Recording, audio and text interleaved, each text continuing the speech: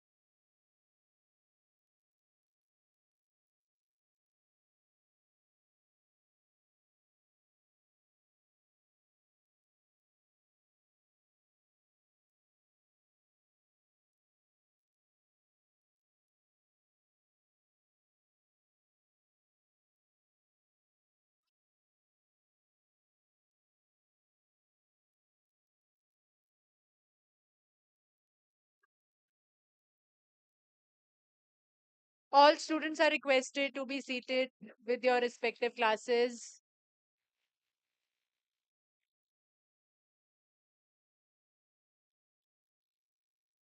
And please occupy the front rows. Do not leave chairs empty.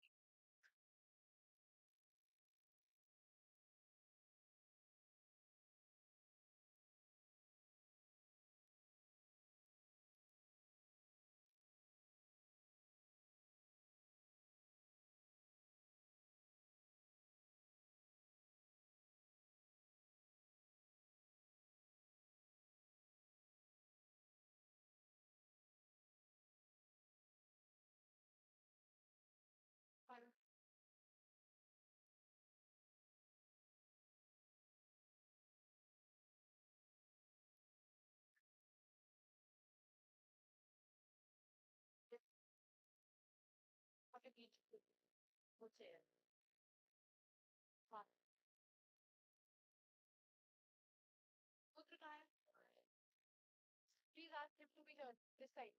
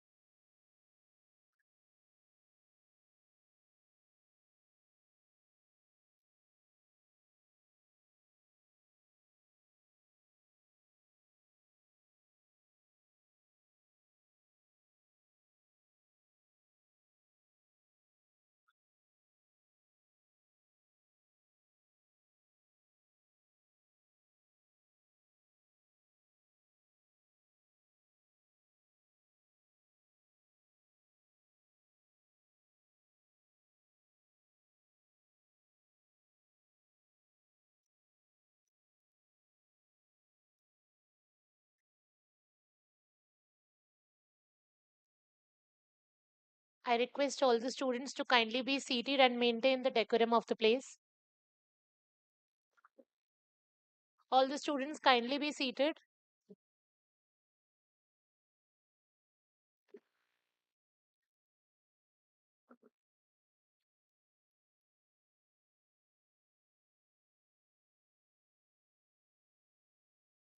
Good morning, everyone. I, Subhagi Saxena, And I, Farul Obroy, on behalf of the Department of Economics, School of Social Sciences, welcome you all to the second International Conference of Advancing Economies, Redefining Growth, Integrating Economy, Society, and Sustainability for a Resilient Future. Building upon the rich intellectual engagement of day one, marked by stimulated technical session, rigorous academic exchanges, and reflective deliberations, we reconvene this morning for yet another series of insightful presentations across various diverse thematic tracks on day two. The technical sessions today have once again demonstrated the analytical depth, methodological sophistication, and policy relevance that defines this conference. As we carry forward the momentum generated over these 2 days, we now move to the plenary session, scheduled for today on the theme Policy Pathways for a Resilient and Inclusive Future. it is now my distinct honor and privilege to extend a very warm welcome to the chair of this plenary session. We have with us Dr. Gurpreet Singh, an associate professor and associate dean at the Jindal School of Government and Public Policy, JSGP, OP Jindal Global University, Sonipat, Haryana. His research focuses on public finance, the agrarian economy, rural employment, and the political economy of development in the global south, with particular emphasis on agriculture policy, structural transformations, and labor market. Before joining JSGP, Dr. Singh held positions at prominent research institutions and policy think tanks, including the Center for Budget and Governance Accountability and the National Institute of Public Finance and Public Policy, and has contributed to research for organizations such as the VV Giri National Labour Institute and the International Labour Organization.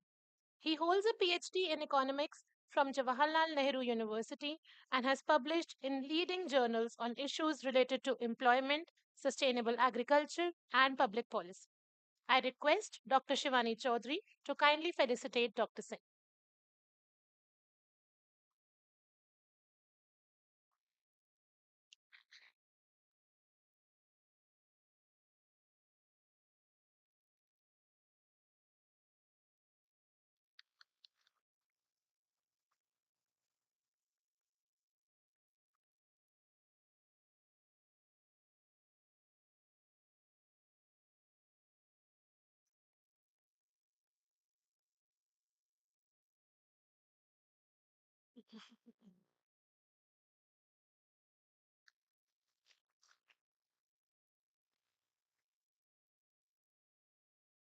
I now take the opportunity to welcome the esteemed panelists of this plenary session. We welcome Dr. Rahul Chakrabarti, Assistant Professor with the School of Management and Entrepreneurship, Shiv Nadar Institute of Eminence. Prior to joining the university, he worked with TERI. While working with TERI, he was instrumental in assisting DMRC with their Carbon Light Metro Travel Initiative, which makes metro commuters aware of emission savings. He was also involved as collaborator in Niti Aayog's working group on transport sector. Dr. Chakrabarti's main research focus on transport economics and emission modeling. I request Dr. Jitendra Bhandari to kindly felicitate Dr. Chakrabarti.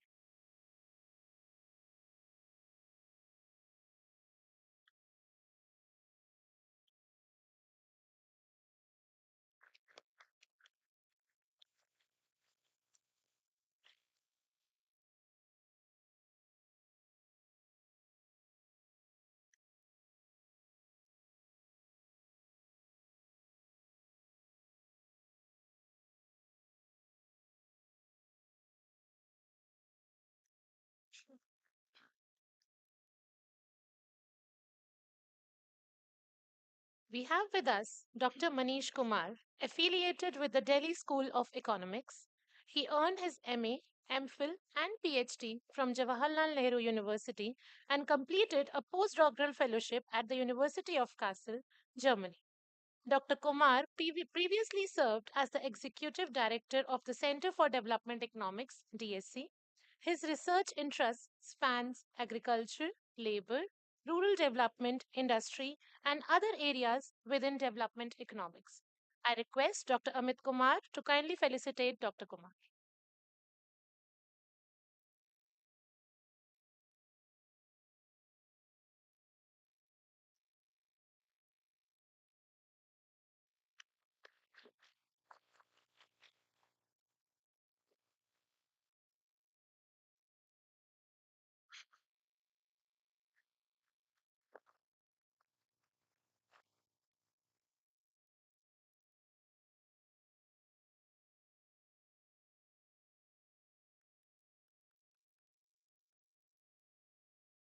We welcome Dr. Soumya Mishra, a Leverhulme Early Career Fellow at King's College London.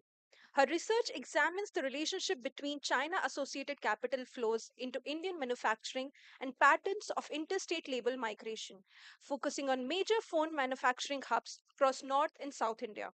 Her primary research interests include rural urban migration, structural transformation, and industrial development in the global south, with a particular focus on China associated manufacturing in India and Africa.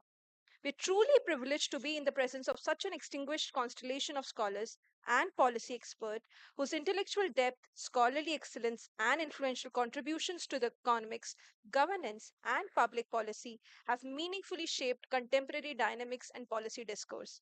May I now respectfully invite our esteemed chair and distinguished panelists to gracefully take the seats on the dais as we formally commence the plenary session.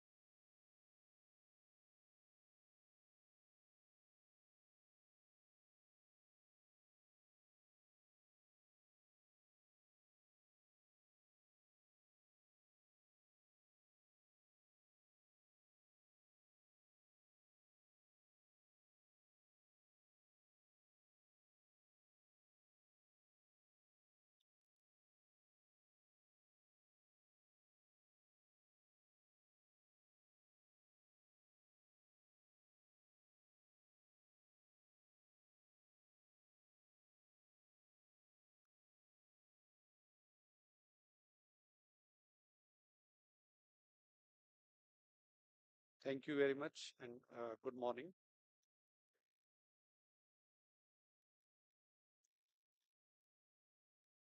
First of all, my sincere thanks to the organizers, both uh, Department of Economics, School of Social Sciences, Christ University, as well as uh, Giri NLI for giving us this opportunity to engage with a very prominent topic. And my special thanks to um, HOD ma'am, Dr. Shivani Chaudhary, and faculty uh, academic dean, Dr. Jatendra Bhandari, for this opportunity, and to my friend Dr. Amit Kumar. So for this session, which is on very prominent theme, policy pathway for a resilient and inclusive future, we have uh, four people. So as we have around 1.5 hour, right? So this panel, we are going to first give around 12 to 15 minutes, and we expect our panelists to speak the shared concern on how India's rural, urban, and more specific, the agrarian transformation um, is and its pathway, to explore its pathway, especially the policy pathway. What kind of policy pathways are needed to take this transformation both inclusive and resilient? So I would like to encourage the discussion to engage with the three cross-cutting questions across presentations. First question uh, is, how can policies on migration, employment, transport, and rural development be better aligned with each other rather than they are working in silos? And with a special focus on the institutional fragmentation and competing political interests. Second is on who benefits from current pathways of rural transformation and who is left behind.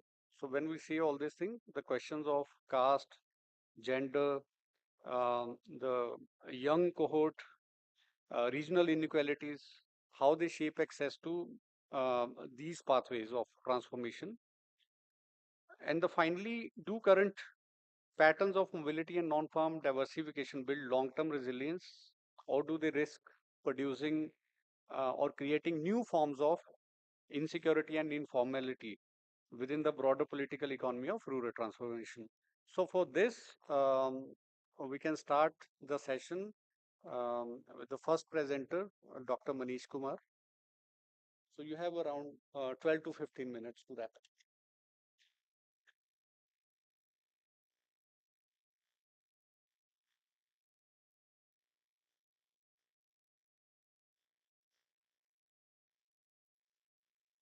I can see. So one of the, first of all, I would also like to thank the organizer for giving me this opportunity to share some of the recent work that I am doing. So while engaging with this particular question uh, for Indian economy, pathways, and what should be done, etc., we cannot ignore the importance of rural livelihood, agriculture. So even now, when we are talking about these questions, 40%, 46% of the Indian workforce are engaged in agriculture. In fact, in the last couple of years, the percentage of people engaged in agriculture has increased tremendously. So one of the critical questions that is important for us is uh, to to see what can be done for this huge workforce that is around us. We are in a very interesting kind of phase currently in the Indian economy that majority of population belong to a particular age group which can be considered as the working age group. So we are having the advantage of demographic dividend. So it is not the burden, it is actually a dividend. That is what we have currently. And in order to get the same kind of dividend, we will have, if we are missing any opportunity this time, then we will have to wait for another 60 years to have the same kind of phase that we are having currently. So that is why it is quite important to engage with some important questions related to rural livelihood, because there you have your country, there you have the position of the country. One question that I'm going to present in front of you is about advancing agrarian prosperity through non-farm employment policy options and pathways. So when I'm going to make, so how can I move? So, okay, I can see. So that is the question I'm going to engage, and the motivation for this particular work is coming from very recent changes in the employment guarantee scheme of the government of India. So within the new uh, act, the repealed act, so you have a provision which says that for 60 days in a year, there won't be any provision for non-farm employment guarantee. Earlier, that provision was not there in the earlier version of the Employment Guarantee Act in India. So this is a new addition. So what is the philosophy or what is the economic logic behind it? The economic logic from the side of policymakers is that since uh, while you have agricultural peak season, that time you require certain workers to work for agricultural activities. And if you provide non-agricultural work, so it would create some scarcity of worker for the agriculture sector. So by not having any provision for non-employment, non-agricultural employment, you can easily get workforce for agricultural activities. What will be the impact of that? The easier way to understand this is if your uh, if workers are available for agricultural work, then the wage cannot rise. Since wage is a very significant component of the cost of cultivation, so this will also not lead to rise in the cost of cultivation.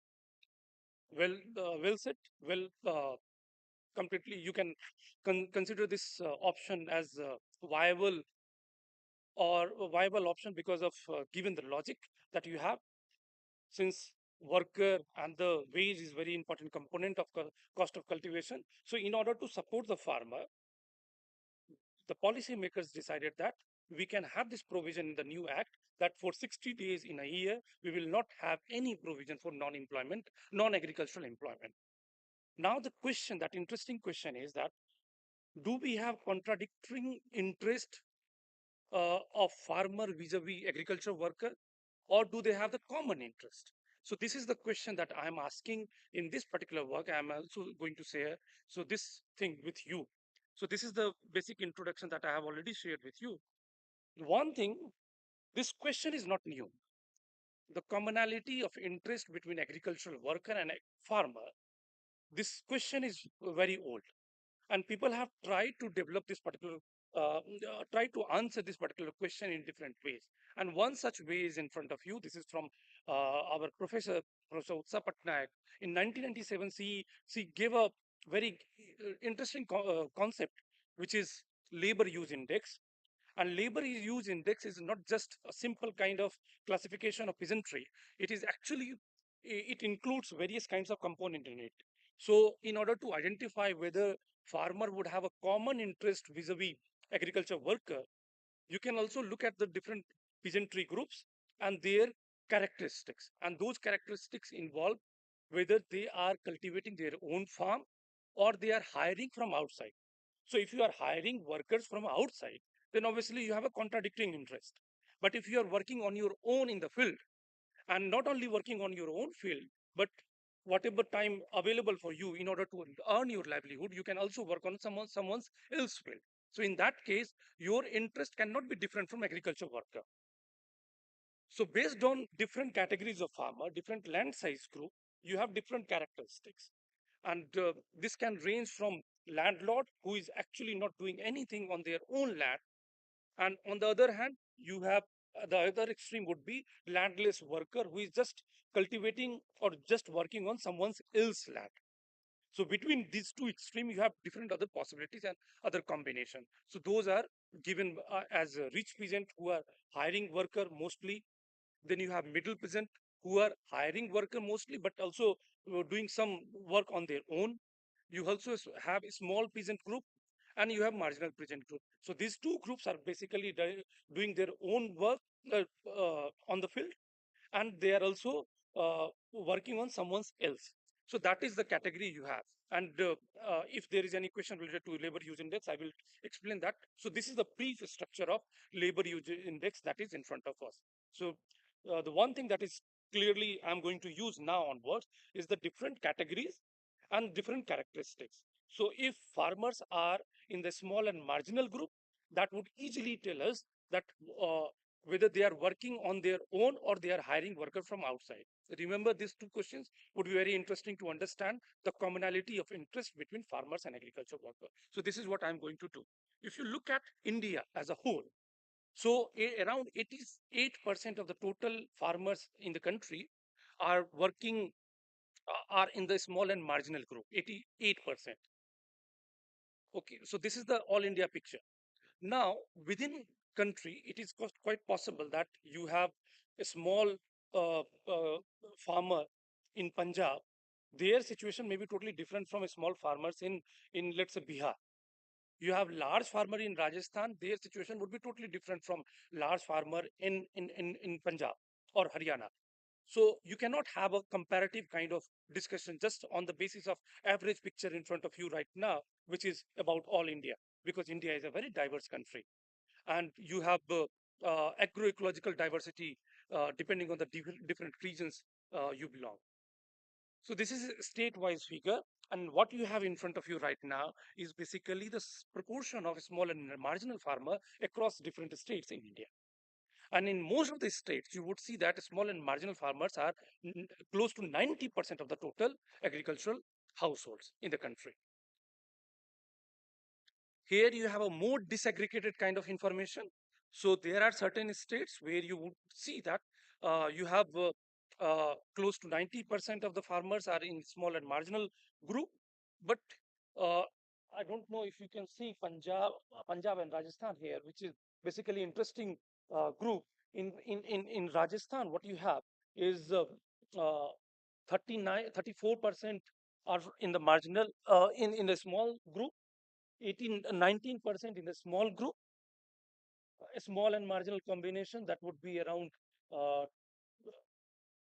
around 50%. The similar kind of situation you can also see in case of Punjab, but they do not have the similar story. Now, what we have in front of us, we know that the different the composition of agricultural households in different parts of the country, but do we have clarity about whether they are having common interest vis-a-vis agriculture worker or not? So, in order to answer that question, so this particular exercise was done on a different database. So, what we have currently in front of us, it is basically for paddy, the latest available information that is given to us across different land size group. You have different across different land size group, you have different proportion of family labor. So if you increase the land size group, the share of family labor is decreasing. If you are in a small and marginal group, most of the work are done by the agricultural households themselves, not by the hired worker. So that is what you can see in case of paddy. In case of Punjab, what you can see that there is a parallel kind of trend, parallel to the horizontal line. What does it mean? It means that even in the larger land size group, most of the works are done by farmer, agricultural household themselves. This is because of having machinery there. So even in the large land size group, farmers are doing their own work because of heavy presence of machinery in Punjab. The picture is quite clear in case between Punjab and Rajasthan in this particular crop. In case of this particular crop, wheat.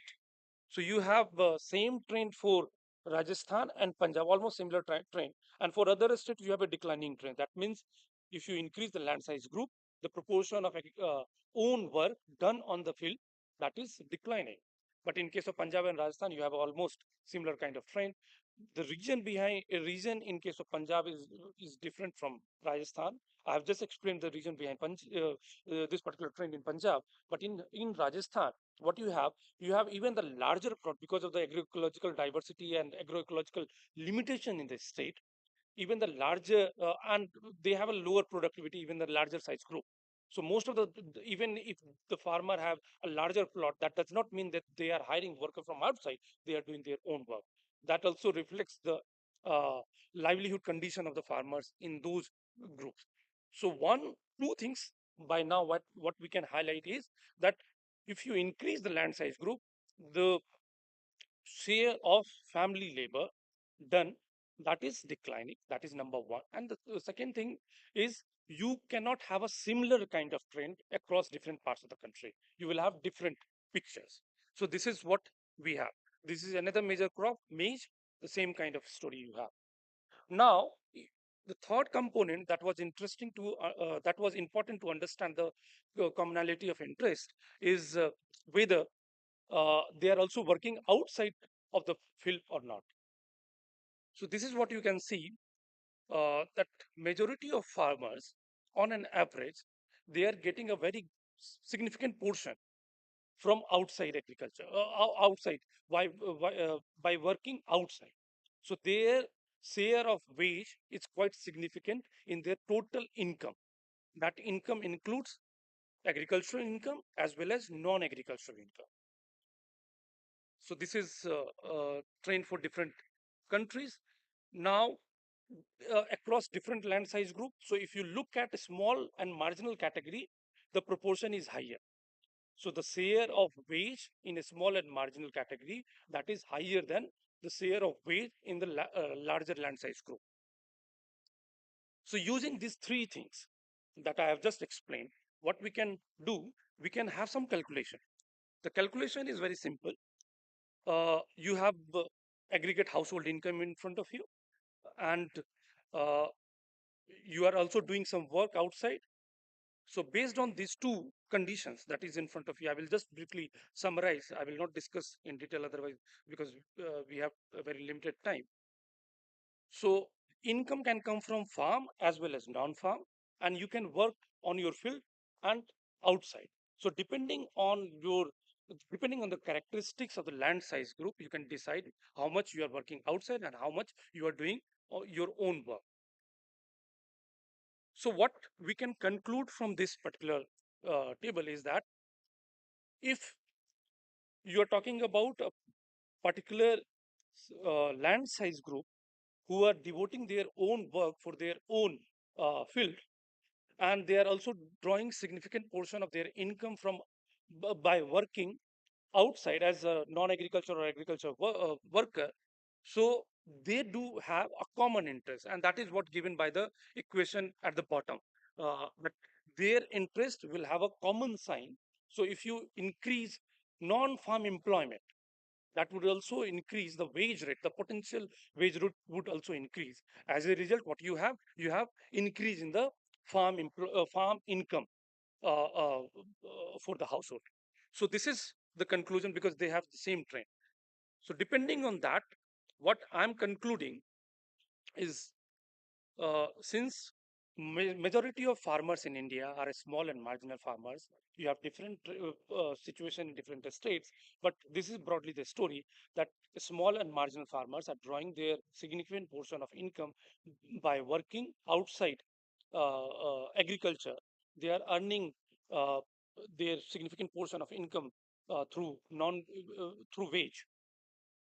And if there is any artificial intervention in the market in order to suppress the wage or in order to deprive worker from work, non-farm work, that would actually harm the farmer.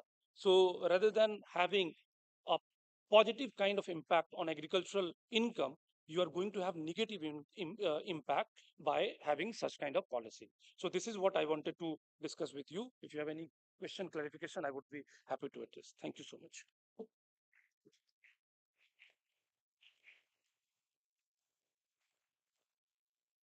So we are taking questions based on this presentation. So we can have 3, 4 questions.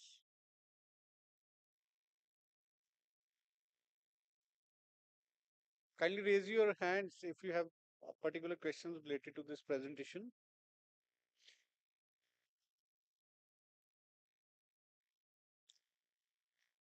Students, yes, please. Mic, yeah,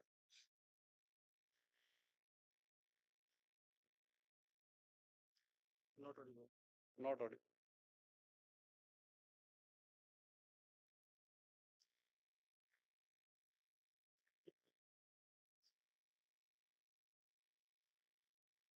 Check, check, check.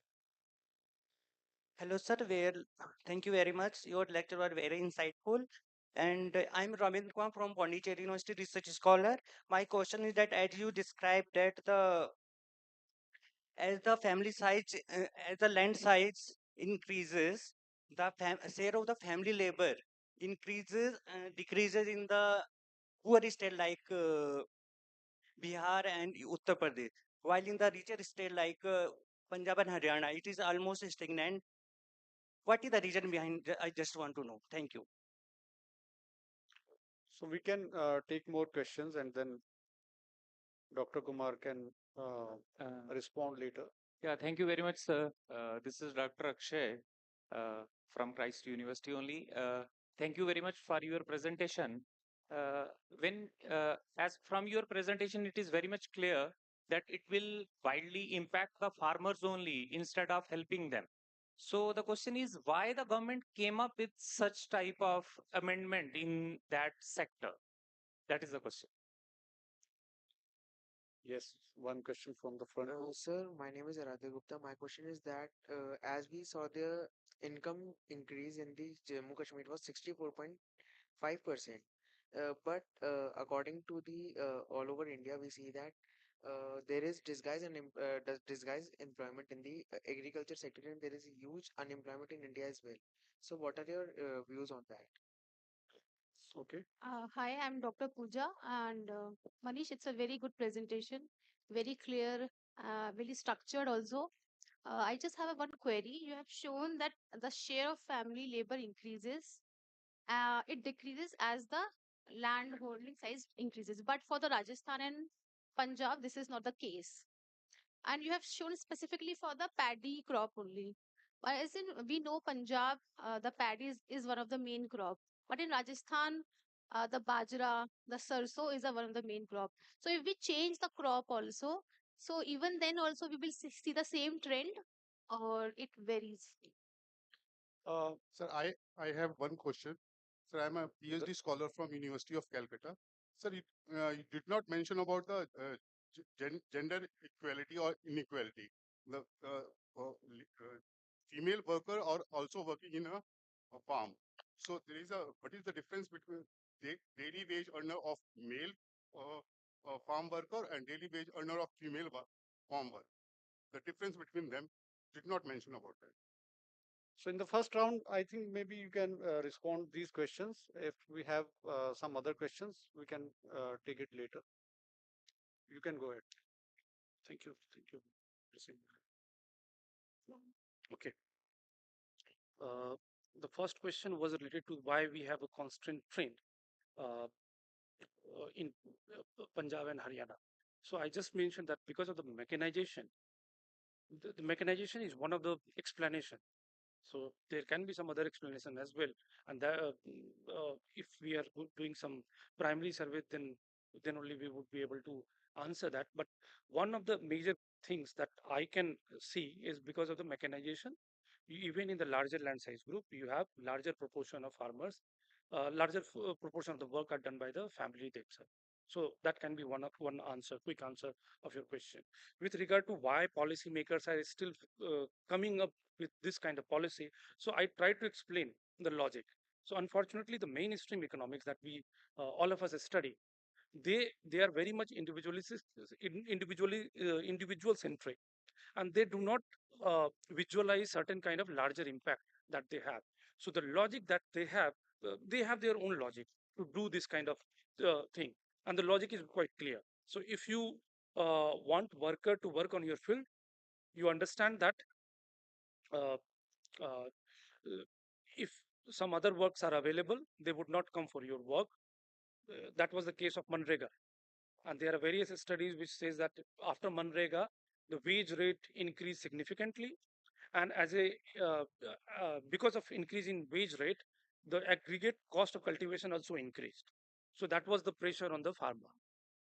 Unfortunately, when you are talking about the farmers lobbying and farmers body, and those who are getting chance to interact with the government, they are largely coming from privileged states, privileged regions. Also, they are highly dominated by larger category farmers. So this is what happens.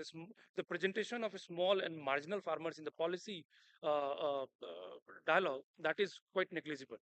So that would be the one of the reasons why they are not able to articulate these things to the government, that they do share a common interest with the agriculture worker, because ultimately they are the net supplier of work rather than being net farmer.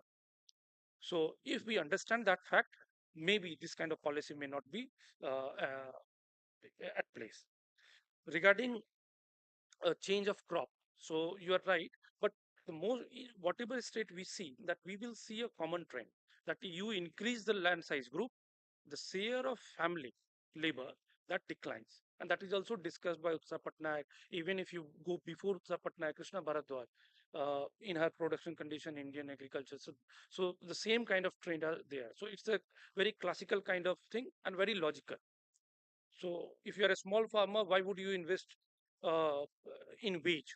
Why would you hire someone to work on your field? So that common trend we will certainly see. Unfortunately, on gender, we do not have data. So whatever I have presented to you, that is from the government data. Okay. So that gender division is not there. So if I get some gender related information, I would have presented it.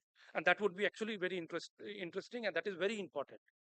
So there are certain papers based on primary survey.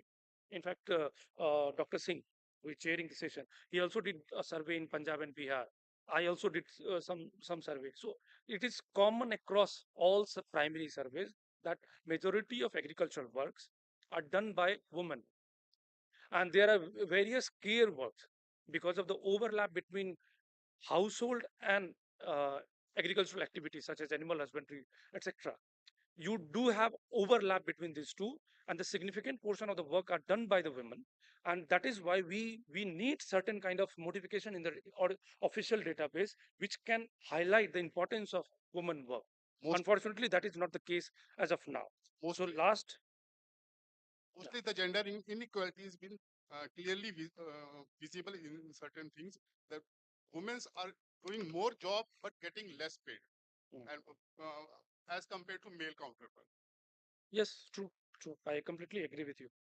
So there is no point of disagreement here. So I think I have addressed all of the questions, and unfortunately, because of some other meeting in the department that was announced just last evening, so I will have to leave. I'm very sorry to Rahul. I will miss your presentation, and thank you, Dr. Singh, for accommodating my request. Thank you so much. Thank you, Dr. Manish, and unfortunately he has to leave. And thanks for your thought-provoking presentation. And that directly leads to the policy domain related to agriculture, MSP, as well as the labor policies. Thank you very much. Now I invite Dr. Rahul for his presentation.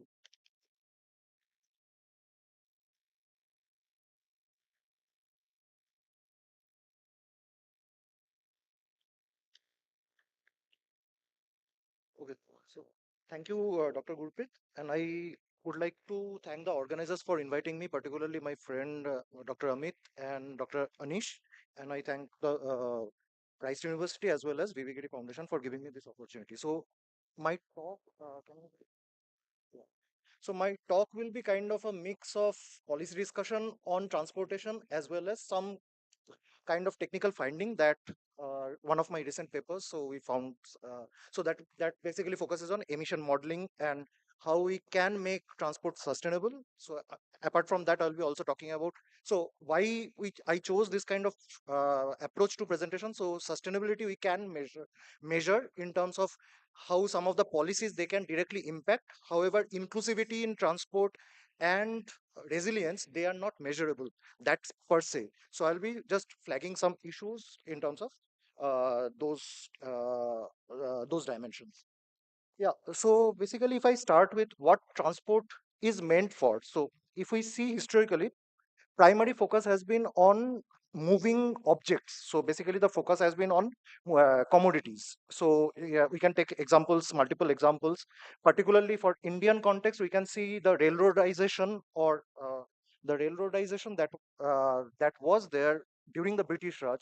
The primary focus was on kind of exploiting the hinterland and moving things back to the port and to the colonizers.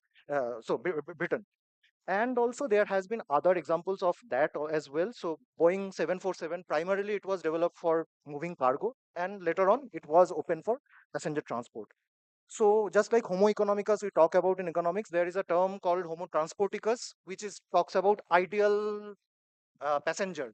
So that person can do that kind of mental jugglery about optimizing routes and other things, and that has been a priority. That has been the priority factor when the urban planners and transport planners design our routes. So that creates some problem because we are Homo sapiens, not Homo transporticus, right? So we diverge from those kind of ideal human being or ideal transport or ideal passengers. So we do some kind of mental shortcuts, and we have different ways of actually taking recourse to our daily routes or something. Sometimes we prioritize our familiar routes, even if that is not optimal. So nevertheless, so if we diverge from that, so first I will be talking about main relevance of transport sector and why it is crucial in our present context to discuss about the issues of transport sector. So transport is backbone of our economic development, and there in again transport economics there are two approaches how transport actually links with economic development. So one is supply side factor and the other is demand side. So sometimes we call it that as you provide more transport facilities, your economy can develop. And also there is another approach. So if economy gets developed, so automatically there will be a derived demand for transport sector. So both of these kind of things work in tandem. And now if we talk about global transport sector landscape, so transport is second highest contributor to CO2 GHG emission per se, and it is increasing the fastest. So we need to curb that, and that precisely leads to Paris Agreement and curbing our emissions to preferably 1.5 degree, which probably will be missing out, and ideally 2 degree in that case if we are missing 1.5 degree temperature control. So different countries what they have come up with where are different mitigation strategies that are there. I will be talking about what Indian government or central government has come up with in like over long time horizons in terms of mitigating this transport emissions and particularly sustainability, but also they have flavor of inclusivity as well as resilience. I'll come to that. So, in order to discuss all those things, energy trilemma becomes crucial because we have to provide. So, this also can be translated to transport. So, affordable and accessible transport. So, that talks about how inclusive our transport infrastructure is, energy security. So, how resilient our transport infrastructure is, and environmental sustainability. So, this triangle. So, we have to strike a balance when we are forming our policies, mobility policies. So here we can see like there is a huge mismatch in terms of India's transport sector's contribution to GDP versus its contribution to GHG inventory. And obviously, when we approach Viksit Bharat target and when we start developing our country, so we know that two-thirds of India is yet to be built. So that will require a massive transport push, and that obviously emission will also increase. So we need to curb that. So these graphs just tell that how emission intensity of transport is actually growing, whereas we know that India's GDP intensity, so energy intensity of GDP still that is declining, but transport sector is not telling that same story. So we need to curb the emissions from transport. So we need to make it environmentally friendly. So I will be talking right now about different policies that exist, not in particular order in terms of their appearance, but this is how I try to fit these things appropriately. So first I will be talking about what policies exist for road transport. So we have emission control policy, Bharat stage policies are there. We have fuel economy norms, CAFE norm for personal vehicles, and recently we have introduced some kind of fuel norm for trucking sector as well, HDV fuel norm. We have kind of voluntary vehicle scrappage policy. However, in Delhi NCR is governed by NGT rule. Whatever NGT says, we have to abide by that. But generally speaking, this VVMP that kind of captures like all the kind of voluntary vehicle scrappage policy that is applicable for across the country. So it is kind of voluntary again based on fitment. So compulsory scrappage is not yet to be introduced. So we have, in terms of electric vehicle policies, we have EV30 at 30. So by 2030, we need to have at least 30% of new sales coming from EVs, which again we are not going to meet the way our adoption is going. And also within EV policy, we have several policies, like particularly the FAME India policy, which has been rechristened into now PM E-Drive scheme. And this is the first time that we have introduced explicit kind of monetary incentive for trucking sector. So why that is crucial? Because that is the laggard in terms of EV adoption, and there are several reasons for that. And also, so these are some of the policies. Then if we come to again, there are other policies like national fuel on policy on biofuel, which talk about biofuel blending with conventional fuels. So be it ethanol, be it biodiesel or biogas, and also we'll be talking about sustainable aviation fuel for aviation sector. Then there is compulsory biogas kind of blending target of 5%, achieving 5% CBO that I am talking about here.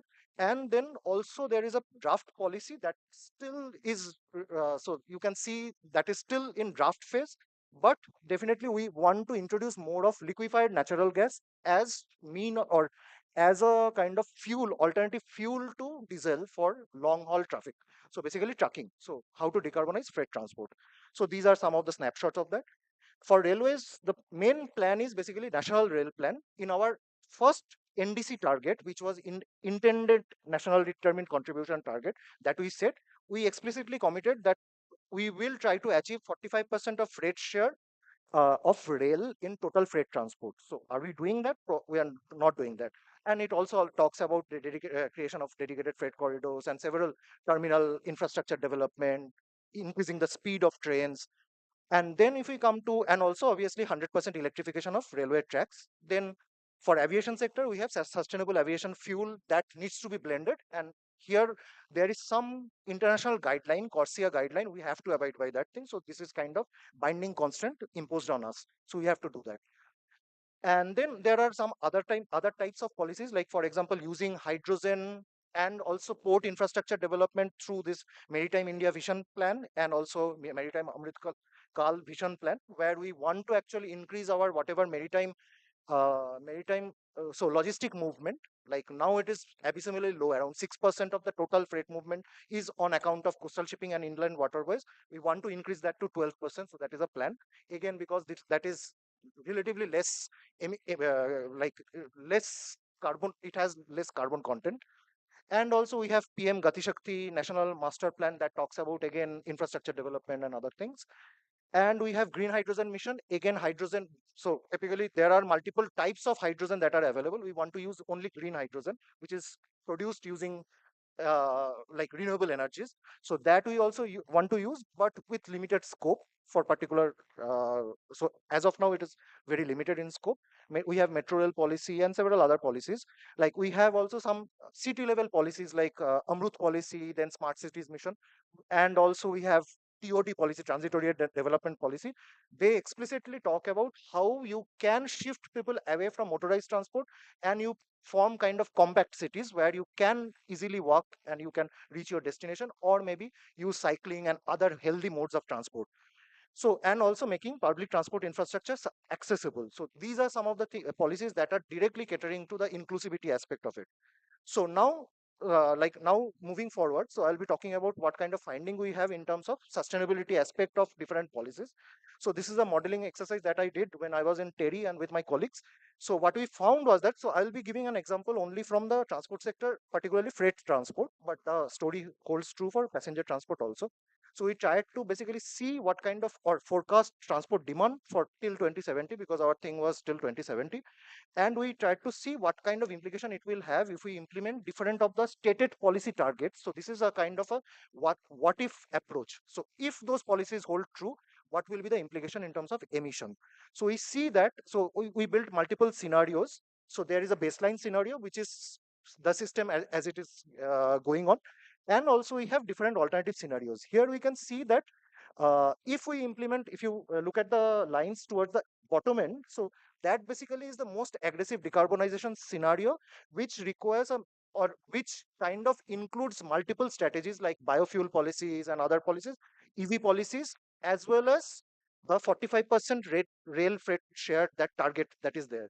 So if we can manage to do those things, so we reach a quite reasonable situation where, but still we'll see that freight transport sector will be hard to abate segment. So there will be some emission that needs to be offset by some other measures. It can be carbon capture or it can be other things. So, so there is a significant, I will skip that thing. So there is a significant emission abatement potential of these scenarios if these policies hold true and if government can manage to succeed with these policies. So we have significant implication of those in terms of emission reduction. So we can see that, but for that to so if we can want to achieve that thing, we have to mix all the policies. It is not just only biofuel policy or only EV policy. They will work. Here you can see that ADM and SPM, these are the most aggressive scenarios. So ADM is the most aggressive scenario, which also incorporates the railways 45% share. Actually presently railways declining in terms of share. freights are moving away from rail and moving towards road. Same with passenger transport. But if we can reverse that trend, we can see that only that is the policy that will give you some emission abatement potential. Otherwise, others will not suffice. And we see presently that there are multiple issues that plague our Indian transport landscape, be it congestion, pollution, lack or overcrowding in public transport. Then it can be lack of NMT infrastructure, or it can be lack of accessible transport infrastructure. So we need to have a resilient as well as inclusive transport infrastructure. So we have high import dependence. So that makes us vulnerable to different external shocks that are there, be it for fossil fuel, be it also it is true for rare earth elements, lithium and other things. So pandemic also showed us the implication for in terms of not having accessible public transport for the masses. So we focus more on the top echelon, Vande Bharat and other things, which are catering to one particular segment of the society, but we are, and common people, they are still traveling in general quota trains and other things. So we are looking at one particular segment and probably catering to that itself. And so we are heavily invested in fossil fuel and natural gas. So we need to have a balance between the two, balance between different types of fuels, so that we are not concentrating too much on one particular kind of fuel type and whatever the risk they bring to us. And also modal concentration also, now we are heavily dependent on road. We have to shift away from road, and kind we would ideally we should have some kind of balance between alternative modes of transport. And in infrastructure planning is crucial. So in inclusive transport, as NFHS, the last available document tells, so only 8% of the Indian household own car. So it is still luxury. So whether providing EV subsidy to them is that top echelon of the society is required at all, or you should have a penalty mechanism to make them shift to electric vehicle. We need to think about that. We don't have right now, but for two-wheelers and some other modes of transport, we have explicit EV demand subsidy. So we should not probably be providing and probably investing that into public transport, rather, which we are not doing enough. So only 10% of the public transport buses are run by government, others are private. So we are left to whatever the market is doing. So that is not correct. And then access to public transport, has been documented fact that provides people with better job opportunities. Particularly, it reverses the female labor force participation, declining female labor force participation. So we need to provide safe and kind of comfortable traveling experience to female workforce, and obviously others will also use that thing. So there is gender bias in terms of how transport infrastructure is accessed by male and female. So we need to be careful about that. Pink pass, that has been also be found to actually increase female labor force participation. And transport-led development. So we need to provide that kind of opportunity so that it leads to further development in terms of creating more work, different work opportunities, as well as infrastructure building and other ways. So there are, so I'll not talk about that. And also, if we talk about, so I will just stop in a couple of minutes. So we need to have affordable and quality public transport, which we clearly lack right now. So unless we provide that thing, people will not leave their cars and take public transport. So that modal shift that we envision, so that will not come. And also there should be penalty mechanism for dirty cars. So again, we saw that only 8% of the household, they own any car. So ideally you can do that thing, dirty fuel tax. And it can be used for cross subsidizing public transport. Then also we should create infrastructure that can be used for cycling and other things, which we typically lack right now. We have create random public infrastructure for cycling, but it is right nowhere. Like Vasant Kunj near the malls, nobody will take their cycle there and just do that cycling or something for one kilometer track. So that kind of infrastructure we develop. So there is lack of coherence between multiple authorities that they plan. And also, can we be equitable in terms of how we allocate road space across different user groups? Now, cars probably they are not underutilized. Only few people they are utilizing the cars, and they occupy significant part of road space. Whereas most of the people they are crammed into like uncomfortable buses, and they occupy much less road space. So can we kind of be design this public infrastructure efficiently, such that there is some kind of even distribution of road space?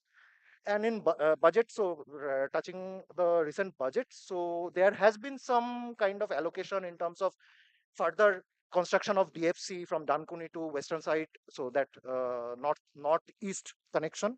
And also we have focused on new building new inland waterways from presently the three in numbers that we have, and also cargo coastal cargo shipping promotion policy that is there, and building seven more high speed railways corridors that so basically bullet train corridors or whatever you can say. And also if you see the number 4,000 e-buses, so 4,000, it is nowhere even like it is no, it was just like it will not suffice the kind of demand that exists there. So there needs to be much more that that is needed to be done. And to end, so we need to have this avoid shift and improve this concept that is quite popular in transportation research, that you need to avoid unnecessary unnecessary wasteful kind of travel. So how you build your cities such that you can avoid that kind of transport need. You, if you need to move, then whether that is possible to shift people away from more carbon heavy kind of mode of transport to less carbon heavy mode of transport. So that shift is important, and whatever technology we presently have, it we need to improve upon that thing. So with that, probably will that will be kind of giving us the sustainable, and all those three components will be sufficient. So thank you.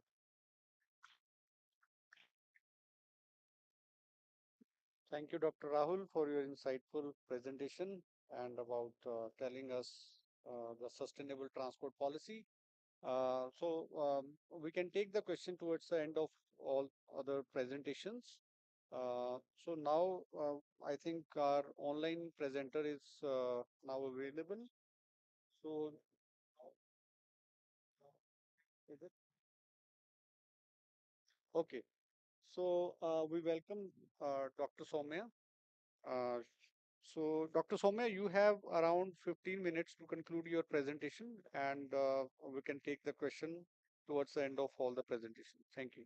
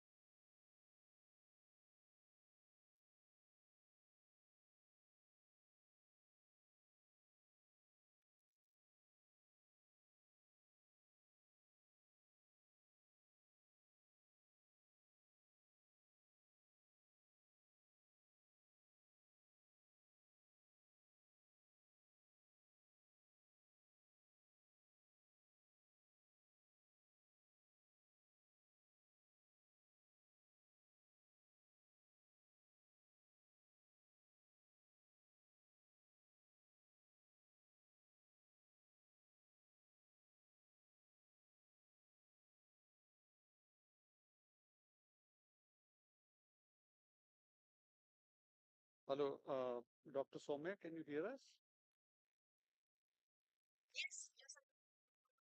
Okay, welcome.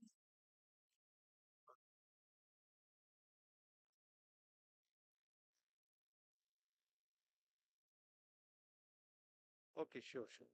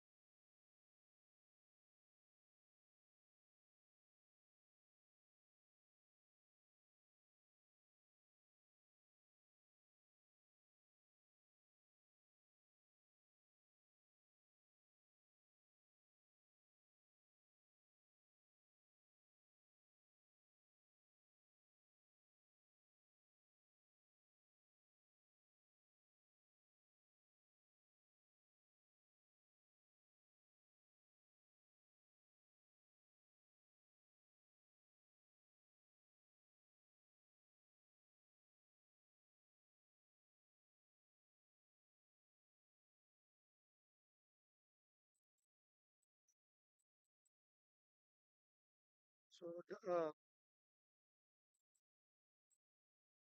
so if you sorry.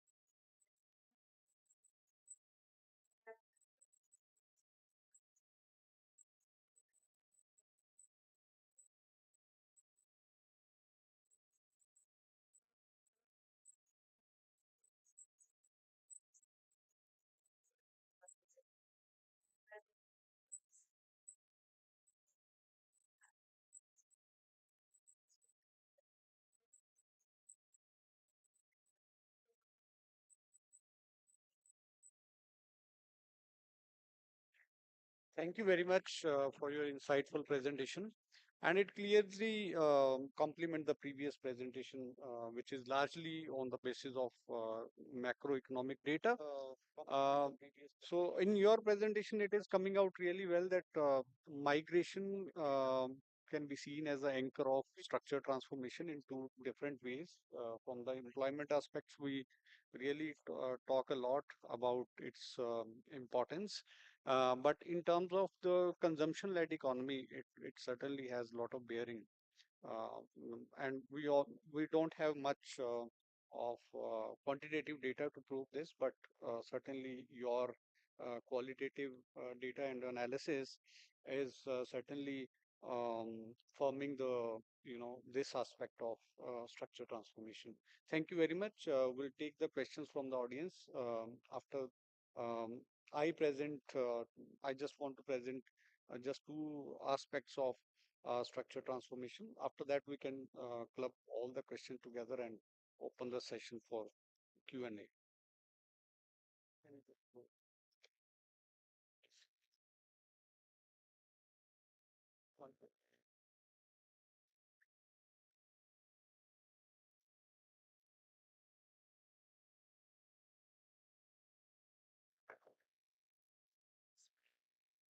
This, so yeah, and the back one.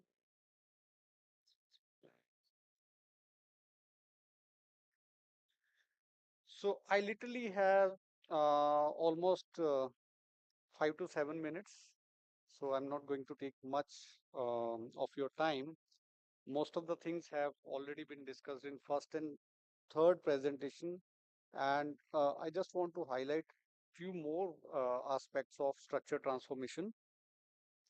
So I'm not going to discuss the the detail of the theories and what we were expecting from the structure transformation and what went wrong. But in case of, I just want to highlight the case of Punjab, where we have certain, expectations from its economy that could be, the marker of in 80s that was the marker of economic growth and agriculture-led economic growth, and due to the its linkages with the non-farm economy and the non-farm economy in early 80s and late 80s showed certain kind of growth aspects. And the development economists in India and abroad were also thinking, be it the World Bank and from other pockets, they were expecting that this model can be replicated to other parts of the country as well. But what went wrong basically is purely yes. So even now, the economy of Punjab is growing moderately around 4 to 5%, between 4 to 5% per annum. But uh, the the ailment of growth is certainly affecting the employment and investment factors in the economy, and that is coming from the stagnation of agriculture and the structure transformation that from the Lewisian perspective, if we see, it started happening in late 60s and early 70s. And there are certain aspects of tenancy. And on contrary to the Indian phenomena, we could see the reverse tendency where small farmers are leasing out their land to the large farmers. So in a result, a major shift happened in the 70s and 80s, where small farmers are leaving their agricultural land and they are joining hands in non-farm economy. So there is no problem in joining non-farm sector unless it is paying you well, right? But what went wrong after the adoption of new economic policies, the your public investment in agriculture gone down, your prices, agriculture prices, except from wheat and rice, um, uh, you know uh, uh, moved along the world uh, commodity prices, and along with these the economic downturn or the economic downturn of policies, we actually also the Punjab and Haryana face the climate, you know, a decline in groundwater and soil degradation aspects later on. So in a result, the green revolution policies, which actually showed us a path in 80s, actually created a havoc in the economy, largely in the agrarian economy. Now, in the recent um past, if you see, um, if you observe these two, um, graphs, the left one is talking about the non-farm employment share across different age cohorts, starting from 16 years to ending with 65 years plus. So here you can see there's a bulge in the early years of age, and it shows that most of the um, young population is absorbed in non-farm activities. But on the contrary, if you see in the farm employment, the most of the population is again stick with the agriculture employment. So what does it tell us? So the time, the age cohort of just 10 to 15 years is sustainable for, is basically is lucrative to engage in the non-farm sector. Okay, but as you move on to 40 years or 35 years of age, uh, you're back in the agriculture sector. So it tells us the story of structure transformation that is happening in the, you can say, the one of the progressive state in India. So the non-farm sector is not able to absorb, or it's not sustainable path of employment, uh, as far as the rural non-farm employment is concerned. Okay. So the second aspect I would like to highlight is the wage premium. Okay, wage premium over and above the agriculture wages. So why do one want to move away from agriculture? Is because of the wage differentials, right? So if you look at the wage differentials in two different years, in 2017-18 and 2023-24, you can see that the non-farm, uh, not this graph, yes, you can see that in 2018-19, which is highlighted by the blue line, there was certainly, the wage differential, and on the non-farm has some wage premium, in the sense that the non-farm sector was paying you well, as compared to farm sector. But compare 2023-24, which is highlighted by the red uh, line. Okay, the wage premium has totally faded. What does that mean? In a Within a period of 5 to 6 years, that wage premium has gone, and partly due to the COVID and other disruption in the economy. So if this is the way forward, then how we can expect uh, the the structure transformation that we are observing can be sustainable? Okay.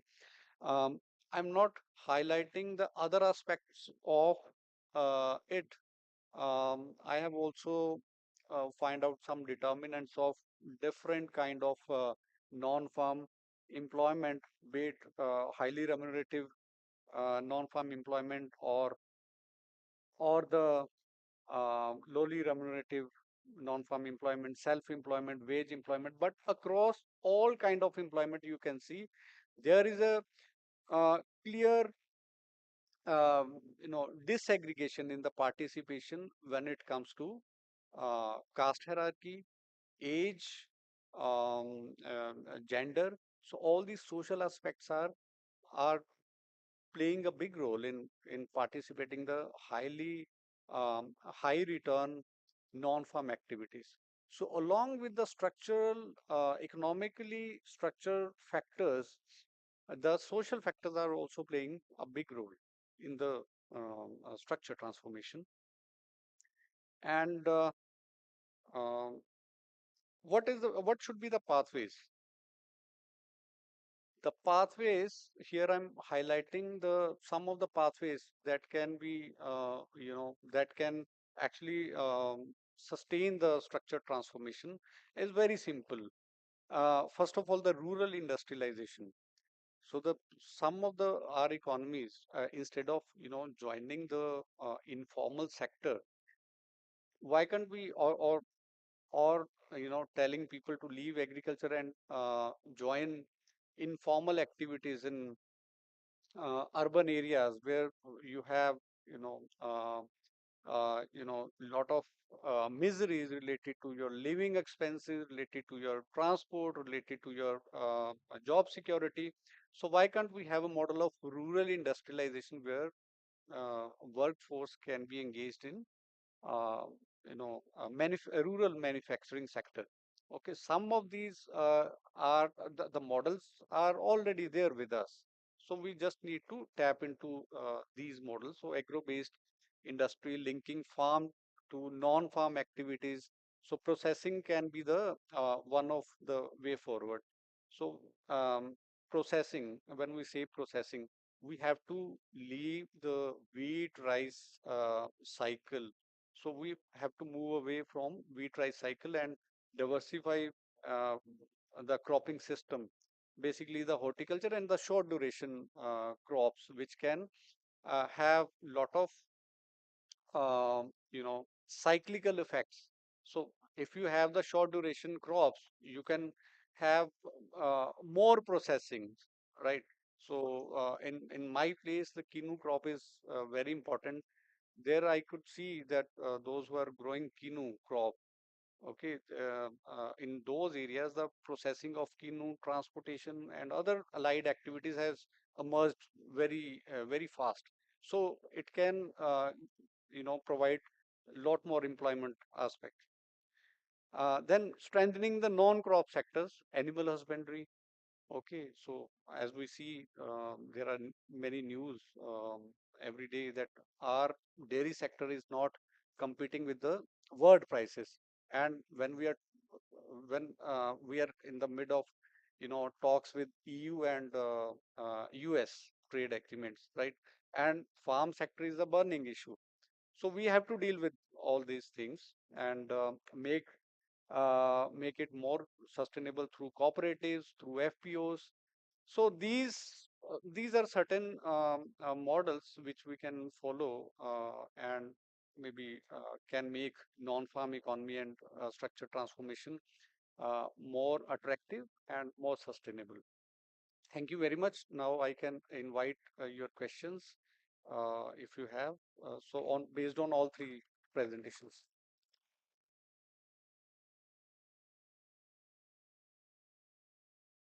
So we have 5 to 7 minutes for Q&A round.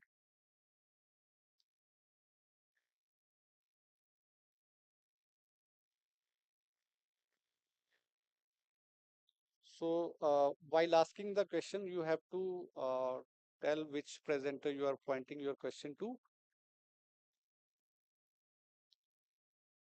Good afternoon, sir. My name is Deepika, and my question is to Rahul, sir. Yes, sir. When you mentioned about inclusive transportation, a lot of suggestions of yours were heavily centered towards common public, right? But when we talk about the budget allocation of road transport, which is more than 2 lakh crores, right? The plan seems to be more inclined towards highway development and infrastructure, which leads to ease of transportation for big corporations. Yeah, your fact surely comes about, linking of rise in economy through better transportation. But again, it does it. Don't you think that it brings the wealth gap? And second of all, lack of the second inaccessible transportation for common public.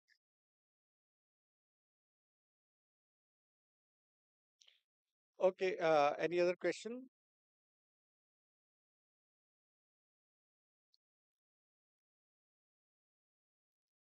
Rahul Bandari, sir.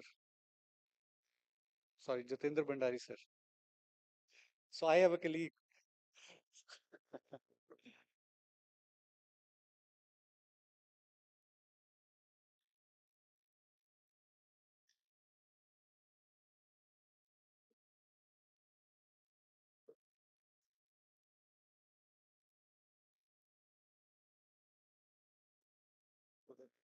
Okay.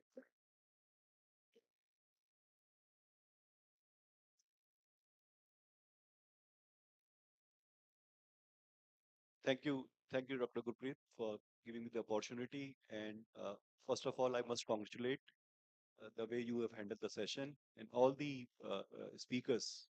They put information, valid information, really required what is going on in the Indian economy these days. So I must congratulate all the speakers for sharing their words of wisdom with us, especially with our students. So I have two small queries. I was a little distracted also. Some administrative tasks are going on at the same time. So what I maybe one question to Dr. Somia. I hope she's currently with us. Dr. Somia is there with us. Yeah, you can hear us. Thank you. Yeah. So, Dr. Somia, it's very interesting to see that you are doing such a fantastic work in the vicinity, Noida, Greater Noida. Uh, so, just wanted to understand, have you come across any policy by Noida Authority or UP government, for that matter, regarding migration, migrant people? Because migrant workers rather I should say, because these two twin cities highly depends upon migratory workers, and they are the real backbone of the local economy here. So are they, because we have a lot of industrial policy and all, but are they having any specific policy, especially in terms of their residence, living quality, health quality, etc.? And my second question to Dr. Gurpreet, uh, as we can see in this forum also, Dr. Manish was also talking about agriculture, and you are also talking about agriculture, farm labor, and all. So I was just wondering, maybe what about the role of the states? Sometime this is my observation. I could be wrong. It's not my area also, but of course, farming is very very important for Indian economy. So sometimes I feel as if the role of states is not coming across fully with, and I think agriculture is state subject, or at least in concurrent list. So what the respective state governments are doing and not doing probably, which they should have been doing.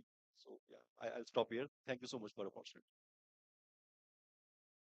I have a question from Dr. Soumya. Uh, I must say it's a very interesting work and very insightful findings also. I have one question. How the socio-economic characteristics differ across the local and the migrant people who are willing to offer their labor in the manufacturing sector?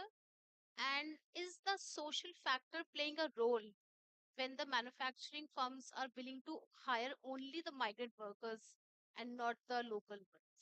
Thank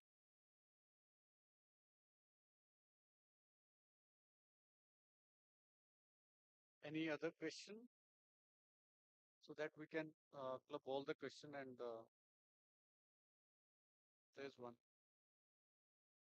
Sir, I have a one question to Dr. Gurpreet Singh. Since I went to the Punjab and Haryana for primary data collection, I'm a student of Calcutta University, PhD scholar. I have seen that farm labor is migrating to non-farm employment because they are going abroad in Punjab and Haryana, mostly in Canada, in America, or New Zealand and Australia. That's why they are shifting to the non-farm employment rather than farming. The small and it is not the case of only small and marginal farmer. It is the case of landlords also. They are also leaving the fa farming business because they are migrating to other countries as compared to India. That's the main issue. Uh, Very last question, front row. you. Good afternoon, sir. I think this panel was really diverse, brought in many aspects in, but it's rather a comment specifically with what I think Professor Somya, just Dr. Dr. Somya presented. I think in political economy, that's a paper that I teach, and we are actually discussing the idea of the politics of dispossession of land. So when we have people migrating to the urban centers, and I think even Gurpreet sir had talked about the idea, about the circular economy that is happening, and therefore how then the states are basically engaged in policy making, but then how is it the sectoral transformation is something that has to be taken care of, but that is not happening. So, which people are basically being marginalized? Who are the groups that are being marginalized? Is something that has to come out as a policy directive that we basically need to look at. But since we are aware that we are more towards a neoliberal era of modernization or development, somewhere the idea of sustainability of employment is something that we are missing out. So I think in the research that we are conducting, that is something we need to highlight more on. That how are we re-looking at dispossession of land specifically by marginalized farmers, and therefore how it is impacting even our food generation as well as our consumption, because we are actually not talking about the adulteration that is also happening, right? And therefore these are different layers that are basically emerging when we are actually talking about the agricultural sector. These are my larger comments. That's it. Thank you so much. Thank you for your questions. So we really need to squeeze this session because we have now organizers instructions to close this session within 4 to 5 minutes. So we start with Dr. Soumya. So Dr. Soumya, you have just 1.5 minutes to complete your response. Okay, sure.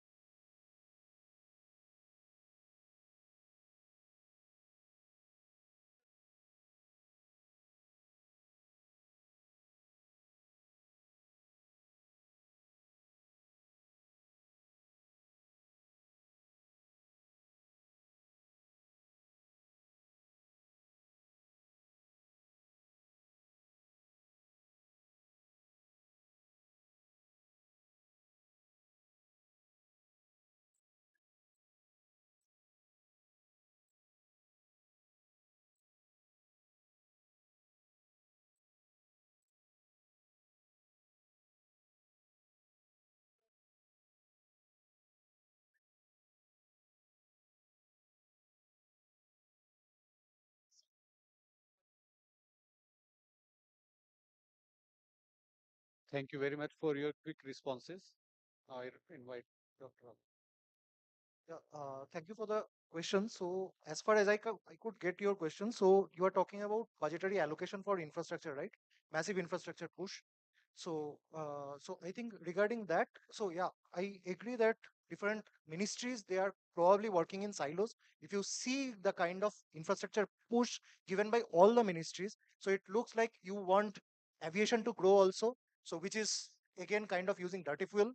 So you want Udan scheme to make people more use of that kind of aviation industry, and also you want more highways to be there so that more people can access those highways and travel longer. So again, that will contribute to emission, and obviously railways is also doing their own strategies. So there is no coherence, and they are probably not talking to each other. That probably kind of a hint that massive infrastructure push of each of these ministries in silos that provide to us. So they should be talking to each other much more so that there is a modal shift that should be paramount of paramount importance while designing all these policies and all those budgetary allocations. The more infrastructure you provide, generally, it has been observed around the world, more people take out their cars and more people drive, and that leads to emissions. So, and regarding the second question, can you just repeat inclusivity? Yeah, it was the follow-up. First of all, thank you for answering, sir. If I am able to get it rightly by your answer, can we point out that the budgetary allocations and the aims of government itself are not in the welfare of environment and somewhere leading to the environmental destruction? No, that can't be said per se. Probably again, I'll reiterate. So the way they should see that the whole circularity and how like you dispose batteries and other things, probably there are much more things that they should do together. They are presently working in silos. So that's why probably we'll see that there will be some kind of upward push in emission that our models also project. Emission will grow, but after a certain point of time, we get to see the dip when these policies kind of mature. They are presently now at a nascent stage. But at a long term, it is No, please, this one-to-one conversation can happen during the lunch. So, okay, sure. yes. Thank you. So if you have, Regarding the inclusivity part, can you just repeat quickly? So my main point was that according to budgetary allocation, if we'll go, it will favor the bigger corporations, right, and the highway development. But it will somewhere it will somewhere lead to less development in making infrastructure which is more accessible to common public. There the question of wealth gap and inaccessibility comes in. So yes, so I fully agree. So we are not doing enough in terms of making the transport infrastructure inclusive. So be it Bande Bharat and all these bullet trains, so they will cater to specific class of people and not the masses. So Thank you, sir. thank you very much, Rahul. And yeah, just a quick response to Jitendra, Dr. Jitendra Bhandari's question on the state role of state is not coming up fully. So most of the things which are coming out is played out at the level of macroeconomic policies, be it the public investment, role of public investment, or MSP policy, or the linking prices with the world prices, or the trade policies. So all these policies are largely played out at the level of union. Uh, but at the state level, yes, we have some examples like Tamil Nadu, Maharashtra, or at some extent Telangana also. But they do have some advantage of their positioning near the shores, so they could attract more IT-based services and all, and they are surviving in that sense and generating more non-economic, non-farm services and manufacturing. And related to the other question on the migration to Canada, Australia, and all these countries, see, this is a very controversial to say that we can link this migration aspect with the non-farm economy. So non-farm, when we talking about non-farm economy, the we are talking about activities that is generated in and around your place, right? So the wealthy people, those who have some wealth, accumulated wealth, they can afford to migrate to other countries. But um, you know think about a situation when a farmer having 1 acre of land or half a acre of land selling out their land, and with that capital they are sending their son or daughter to all these countries. So what is the reason? The lack of remunerative activities apart from agriculture. So that should be the marker of judging the quality of structure transformation. Thank you very much for your attention and asking very thought-provoking questions.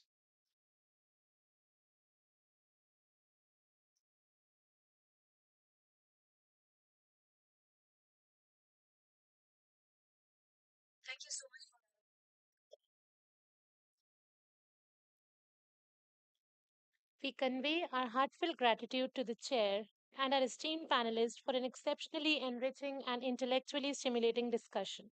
Your valuable time, penetrating insights, and gracious engagement with this academic community are deeply appreciated. May I now request all dignitaries and faculty members to kindly assemble for a formal group photograph. All the faculty members are requested to assemble on the stage for a formal group photograph.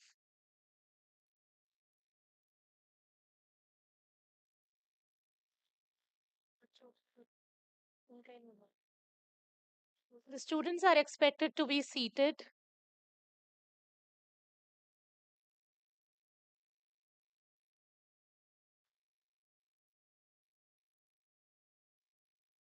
Uh, Dr. Soumya, are you there in the call? Yeah. Thank you. Thank you.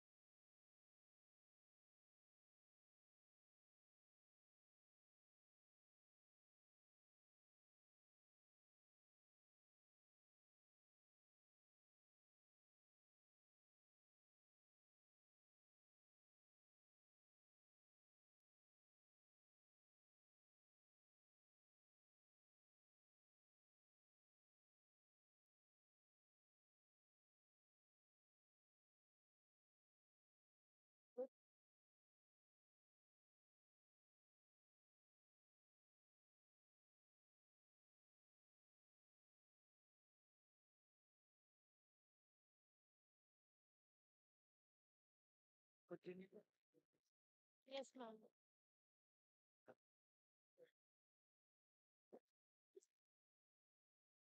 We now move to a highly anticipated segment of our conference. It is our distinct privilege to welcome Dr. Gurvinder Kaur. She is an officer of the Indian Economic Service with over a decade of experience in macroeconomic analysis and fiscal policy research. She currently serves as Joint Director in the Department of Economic Affairs, Ministry of Finance, where she is part of the core research team supporting the Chief Economic Advisor. She has co authored several chapters of the economic survey, focusing on growth outlook, fiscal strategy, and debt dynamics, and has contributed to shaping India's Vision 2047 economic projections. Her professional engagements include strengthening India's statistical systems, supporting women and transgender entrepreneurship initiatives at the Ministry of MSME, and collaborating on World Bank supported projects. She has supported India at international platforms such as the G20 and UNSCAP, An alumna of the Indian Statistical Institute, Delhi, her writings have appeared in Foreign Affairs, Mint, and Business Standard. I request Dr. Shivani Chaudhary and Dr. Jitendra Bhandari to kindly felicitate Dr. Kaur.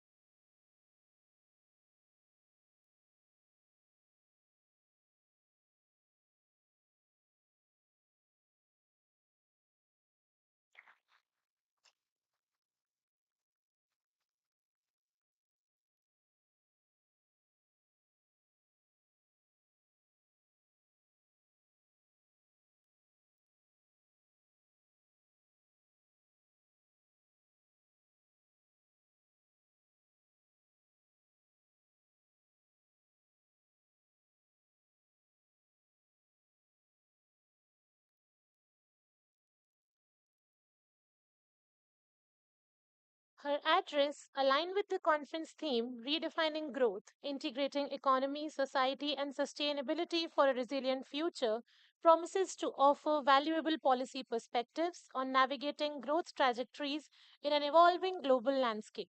Dr. Kaur, we are deeply honored by your presence and now respectfully invite you to deliver your special address.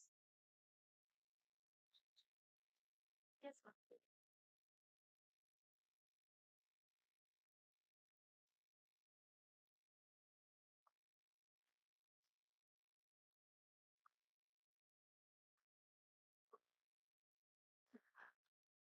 A very good afternoon. It's actually a tricky situation having the lecture immediately before lunch, where people are waiting to just rush to the dining room. But let me just try to assure you that I'll try to make it as interesting as possible.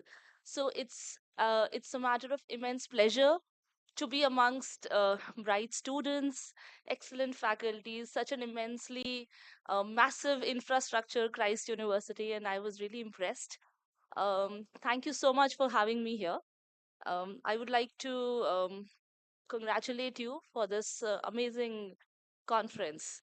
Uh, so, let me just begin with the theme of the conference is growth, and let me just talk more about India's growth model. And a part of my slides are going to be the current macroeconomic trends that we are experiencing in the economy over the past years, and more recently from the stability angle. And then we will let's just go forward and talk about what the budget has to offer for taking this growth model forward. Uh, so so we all know that this budget or the current economic performance is in the context of very volatile geopolitical economy. The geopolitical tensions are at an all time high. So the chart on the left, you see the global economic policy uncertainty index, which has reached the highest levels since it's been tracked. And on the right side, you see the gold prices, and we know gold is a safe haven. So when the the geopolitical economic conditions are highly volatile, the uncertainty is high, what do people investors do? They invest in the safe haven gold. And amidst this, let's now try to place how is Indian economy performing? How is the growth momentum? How is economy stability? The economic performance remains robust. This is the real GDP growth of the economy. For the students of economics, there are GDP growth can be measured in nominal terms, real terms. Nominal terms will be inclusive of the impact of inflation. We're taking out the impact of inflation and only capturing the real terms. In real terms, GDP growth is robust. Compared to our peers, we are the fastest growing economy, and we've been the fastest growing for some years now. For this year, the GDP is forecasted to grow at 7.4%. But then I think these numbers are going to change tomorrow when we have a new GDP series out and the base year will be revised. Currently, we have 2011-12 as the base year.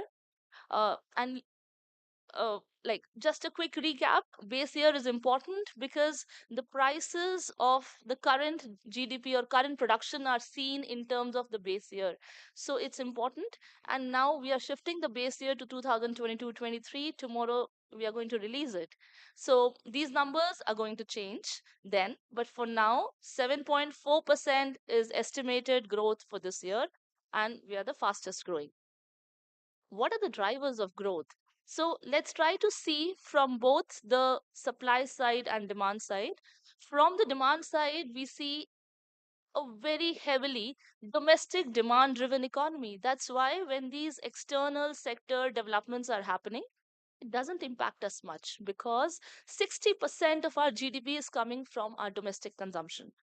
And from the supply side, when you see manufacturing and services have been doing well, slightly lower growth in agriculture, but manufacturing and services, the growth, that is the dark green bars, if you see, much higher than the pre COVID average.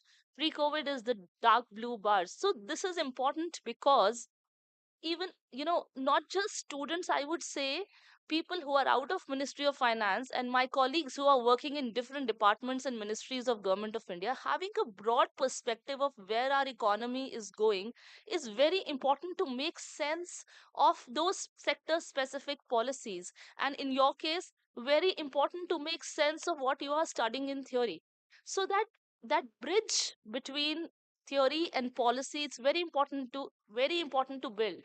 So I think you should all definitely, most definitely, look at data, try to understand where the economy is growing, and then try to picture the various schemes that the government is taking. There were questions I was seeing on infrastructure, urban infrastructure, transport infrastructure, and budget allocations as well, and then there were responses as well on those. But all these things have to be seen in a broader view of what the policy approach has been, and not only a tunnel view of a particular sector. So the drivers of a growth of our growth are industry, services sector. From the demand side, consumption. How is these were the annual data trends, but annual data comes after a lag, and you want to see how the economy has been doing in the past few months. How do you do it? So very interesting, during the time of COVID, this thing became very important, tracking high frequency indicators. What are high frequency indicators? Indicators that come out more frequently, on a monthly basis, on a weekly basis, on a fortnightly basis. If I want to see how is the economy, for example, how is the industry doing, I would want to go back and look at how is my, say, power consumption. If power consumption is high, power is an input in the industrial sector, my industrial production is, for that particular month or for that particular quarter, is expected to be high, and there's a direct correlation. So what do? We try to find the correlation of various indicators which are more frequently released, and with GVA, with GDP components, and then try to assess how are these particular components, these particular indicators behaving, and what impact it has on our economy. uh, since the data is not out, we will be able to, say for example, fit a trend to the economic growth. Now here there are some charts which track some of these high frequency indicators. Just to give you a flavor of what can we track, we track PMI. PMI is a purchasers manufacturing in purchaser managers in purchasers managers index, and this is both in terms of manufacturing and services. So this is a survey based index that some private agency comes out with, SNP in this case. And by tracking it, you would get an idea of where the industry and the service sector is heading towards. Then we have e-way bill generation. When a good is produced and it is sold, it is transported from one state to the other, there is an e-way bill that is generated. And then tracking those e-way bills, you will understand how the production is happening in that state. Then there are other indicators like cargo activity. There are indicators like hotel occupancy rate. These indicators would tell you how is the service sector behaving. Okay, and then I've also already spoken about power consumption or other fuel consumption. So these are indicators, and these charts basically show the performance of these indicators in the past months, and we see that the past months the growth has been pretty good. From the demand side as well, we have indicators. For example, tractor sales. Tractor sales will tell us how the demand is in the rural areas. We have 2 to 3 wheeler sales. 2 to 3 wheeler sales again, mostly in the rural areas. 4 wheeler sales, urban area. UPI transactions. It will tell us more about how the demand is in the urban areas, rural areas. So these are the indicators which will give you a flavor and a trend of the economy when the actual data is not out. In the past few months, these have been doing pretty well, and we see that the demand conditions are robust in the economy. These were broad trends in growth drivers. Now it's important to see, is the economy stable? If there is a shock, for instance, an external sector shock, a domestic shock, how is it going to impact? Is it going to impact our economy? So we see we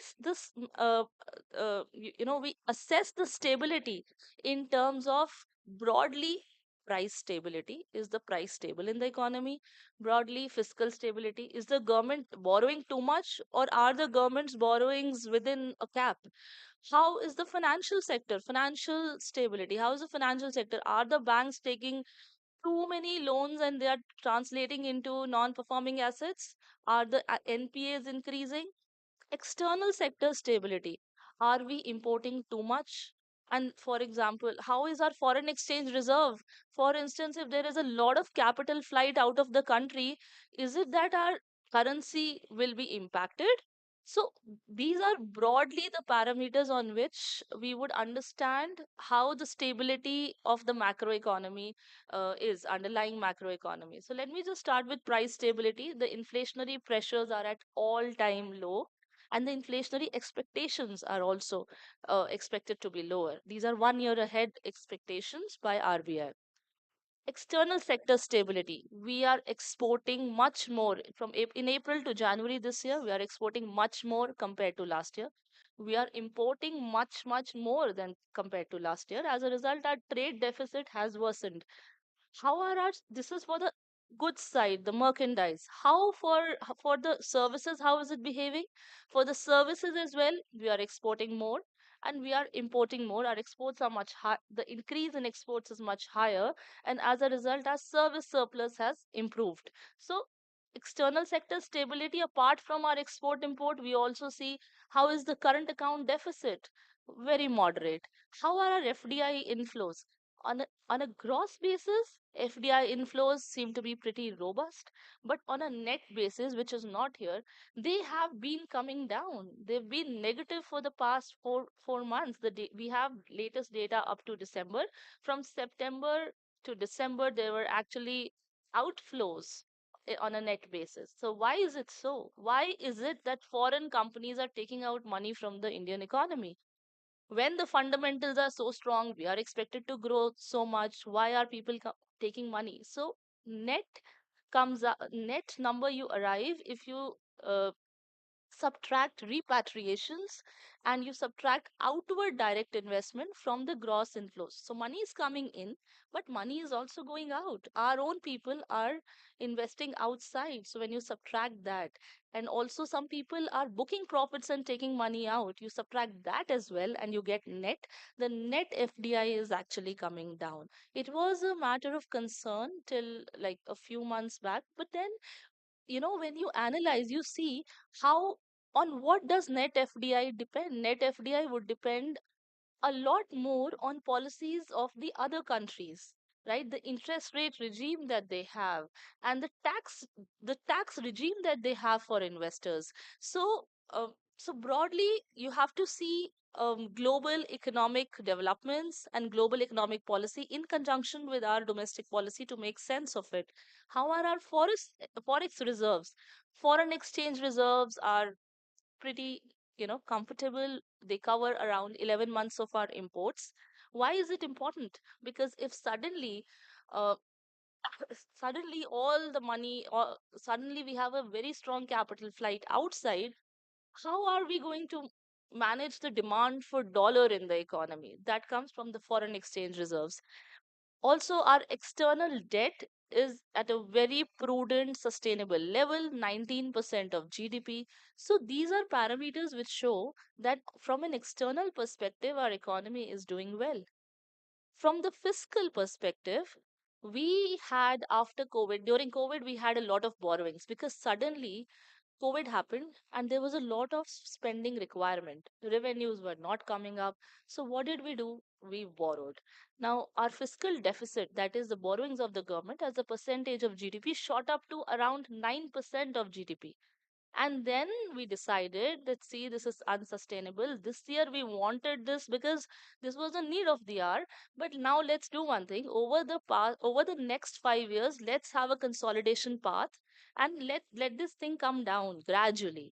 And then we envisage that by 25, 26, our fiscal deficit will come down to 50% of its level from 9.2 to less than 4.5, and we've been able to do it in 25-26. The fiscal deficit is uh, estimated to be 4.4% of GDP.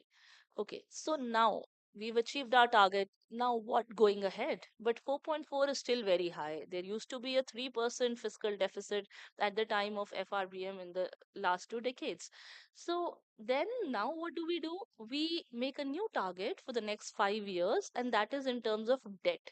Our debt should reach 50% of GDP. This is only for the central government. States have a different fiscal deficit and another component of debt which is added, and we get to total debt of the government. But broadly, I was just trying to tell you that government has a strategy in mind that, okay, I'm borrowing now, but this cannot go on forever. Let me have a consolidation path that my fiscal deficit is going to come down in the coming years, in the next 4 5 years. And but if I'm borrowing less, that means I need to spend less. But what should I spend less on? My revenue expenditure, that is my day-to-day expenses which are not yielding any productive assets, or should I spend less, or should I compromise my expenditure on those productive assets? So there was a very conscious decision taken that I am going to borrow less, but I'm not going to compromise on productive assets. I'm going to keep investing in productive assets. That is capital expenditure. So, the chart on the right, we see that the center's capital expenditure kept on improving, and it's been improving over the past years. This year as well, we have a very large target of capital expenditure during the year. Now, from the debt perspective, I just told you that we have a debt target for the next 5 years, that the central government wants to achieve 50% of GDP debt by 2030-31. And as of now, we are at 55% of GDP. How have we performed in the past years? After COVID, our debt has come down.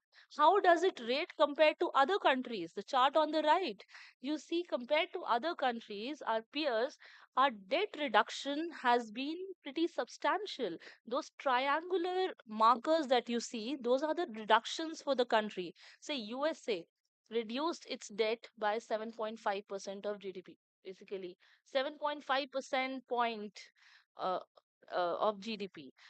In the last 5 years, India did 7.1 percentage of GDP. So today, if for example it's 81.4%, how is it that it's 81.4 on the chart? The chart on the left shows it's 50. So that 50%, 55% is only for the center. 81% is when you add center and states together. India, roughly around 81.4% of GDP, has come down from around 80, 88, 89% of GDP in the COVID year. So there's been a substantial reduction, and we want to reduce it further. It that the debt in itself has major consequences for the smooth functioning and macroeconomic stability of the economy. It has consequences for your interest rates, because if the government is borrowing more, then there are less funds for the private sector, and then the demand for funds increase, your interest rates are going to be higher. So a lot of macroeconomy linked to this, and it's very important not just for government's own functioning, but also for in general for the macro. Also, I'll give you a small example. Why is it important? Last year we got three India sovereign got three credit rating upgrades by DBRS, by S&P Global, and by a Japanese credit rating firm RNI. And when they upgraded our credit rating, they said that our fiscal consolidation and our fiscal discipline was the main reason why they were upgrading our credit ratings. And why are these credit ratings important? Because investors who want to come to India are going to see our ratings and our performance and then invest in India. So, this fiscal math is important there. What has enabled us to follow this path of fiscal consolidation? One, we have consciously brought down our expenditures, and secondly, our buoyancy, revenue buoyancy, has been very high in the past years. I'll just talk quickly about this, not the details of the slide. Gross tax revenue has grown at a rate of 11.5% in the past 3 years. Pre pandemic, it used to grow at less than 11. So, taxes are growing at a higher rate. Why? And you see that the number of income tax filers have increased, the base is broadening, and more and more, because of digitalization, more and more people are being covered in the tax net. So the tax filers are increasing, incomes are increasing, as a result more taxes being filed. And apart from the center's performance, let's also see what where the states are going. The states are equal partners in fiscal. I just showed you the chart where 81% debt, go, government of India, means 50, more than 50% is center, and roughly around 30% is states. So states fiscal is also very important. How have the states been behaving, performing? States' fiscal deficits after the pandemic did decline, but in the past few years, we see that there is an increase in fiscal deficit by states. Why is it so? States have a cap on the borrowings that they have. They cannot borrow beyond a point, but they have been increasing. Then we see that there are a lot of unconditional tax transfers that the states are resorting to in their respective states, roughly around 1.7 lakh crore in FY26, a huge proportion of state budgets. Now, are these unconditional transfers necessarily productivity enhancing? So there is literature that says that if linked to certain, if they are measured as linked to certain parameters, they definitely do enhance productivity. But if they, that is, if they are conditional, transfers that are conditional, but if they are unconditional, then they have rather negative consequences for the economy. So states are important, doing a lot of unconditional transfers.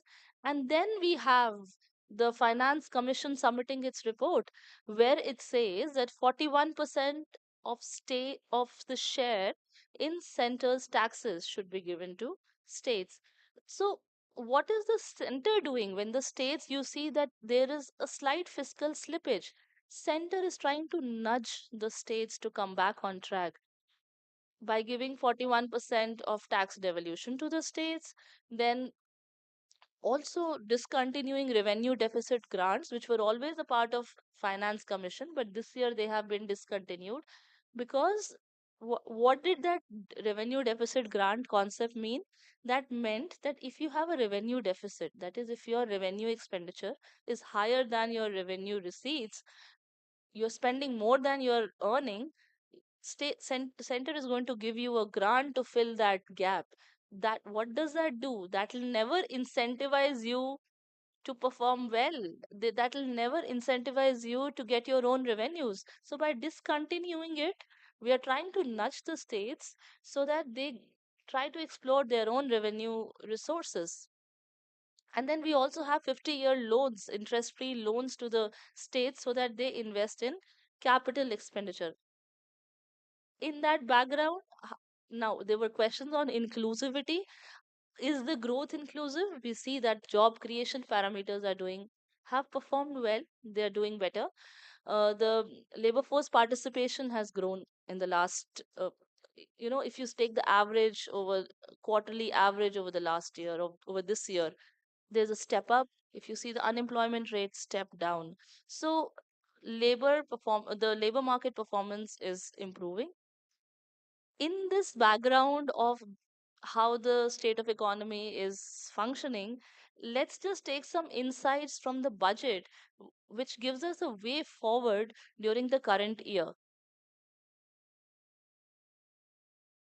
The key focus areas of the budget were industrial transformation, ease of doing business, infrastructural development, employment and skilling. I would say that services also was a very, very important part of the budget this year, and there was a huge emphasis on service. Let me just try to link this all up. If the budget spoke about industrial transformation, was it only in the frontier sectors? There were a lot of announcements on semiconductor mission, biopharma shakti ecosystem. There was announcement on electronic components. These are frontier sectors.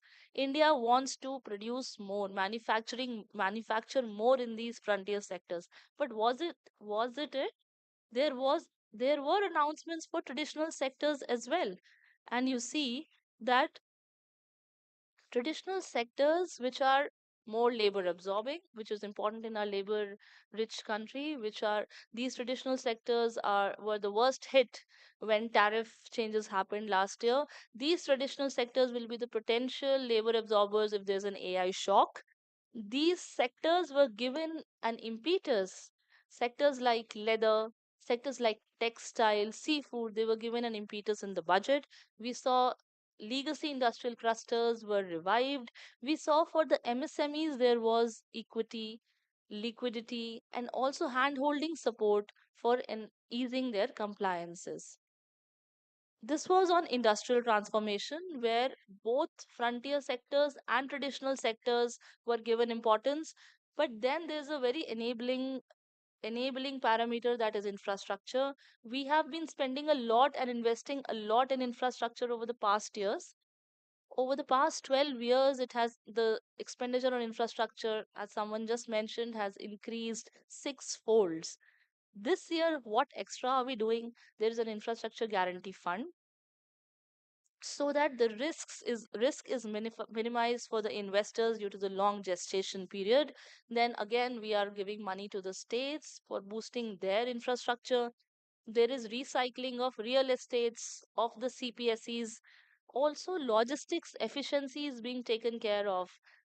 For instance, there is a dedicated freight corridor, there are waterways, there are rail corridors, and then there was discussion on whether they are inclusive. And I think there was a response that these corridors are only for the probably uh, the high end, these are high end rail corridors only for people who maybe the masses will not be able to use it. But no, parallelly there's also expansion of railway networks, and there are more and more places that are being joined by rails. There was also one question on uh, whether they are linked at, or whether these infrastructure investments are happening in silos. There is a Gati Shakti project that the government introduced in the past 2 years, and that project, the fundamental of the project is that it integrates these infrastructures that are happening across sectors. And there is a holistic development of infrastructure. We cannot say that only air infrastructure is better, or rail, or road. There is a holistic infrastructure. It's important for the investors. It's important for the businesses that are set up. It's important if we want more investments in the country, and we would need more investments if we want to be a Viksit Bharat in the 2047. So how do you fund your growth is very important, and these investments will be important in that. Then the ease of doing business is being enhanced by reducing frictions. There are a lot of initiatives through which tax certainty has increased. There is more flexibility. There are more single window systems. There are more in trust based governance. There is more on decriminalization of minor offenses. This means that small offenses, small offenses which earlier used to be treated as criminal offenses will now be treated as civil offenses, and then compliance, a lot of compliances are being eased. A lot of, for a lot of sectors, import duty cuts have been done so that people can import the inputs, and then the production in the country um, is uh, is is taken forward. From the skilling perspective, now it's important to see that when industry is growing, where would the labor come from? The labor obviously needs to be skilled accordingly, but then there is an AI shock that is expected, and that's happening. What do you do? So budget focuses on areas which will still be very relevant despite the AI shock. Areas like care economy, tourism, AI cannot replace people in these areas. So, skilling in these, skilling infrastructure and skilling schemes in these areas are being introduced, have been introduced in the budget, so that our youth is skilled uh, and is relevant even with the technology disruptions that are happening. This is just an example that, for instance, there is an emphasis on tourism sector. It's an ecosystem that is being developed. Tourism sites are being built, but along with building the sites, these sites are being connected. There is a grid that is being formed to connect these sites and document everything digitally. After that, who's going to work? Then there are pilots and there are skilling programs so that you can train hospitality people in hospitality sector. You can train tourist guides. So it's a holistic uh, kind of an approach where infrastructure is being developed, where you know compliances are being eased, approvals are being eased, and also skilling is being done so that the entire sector grows.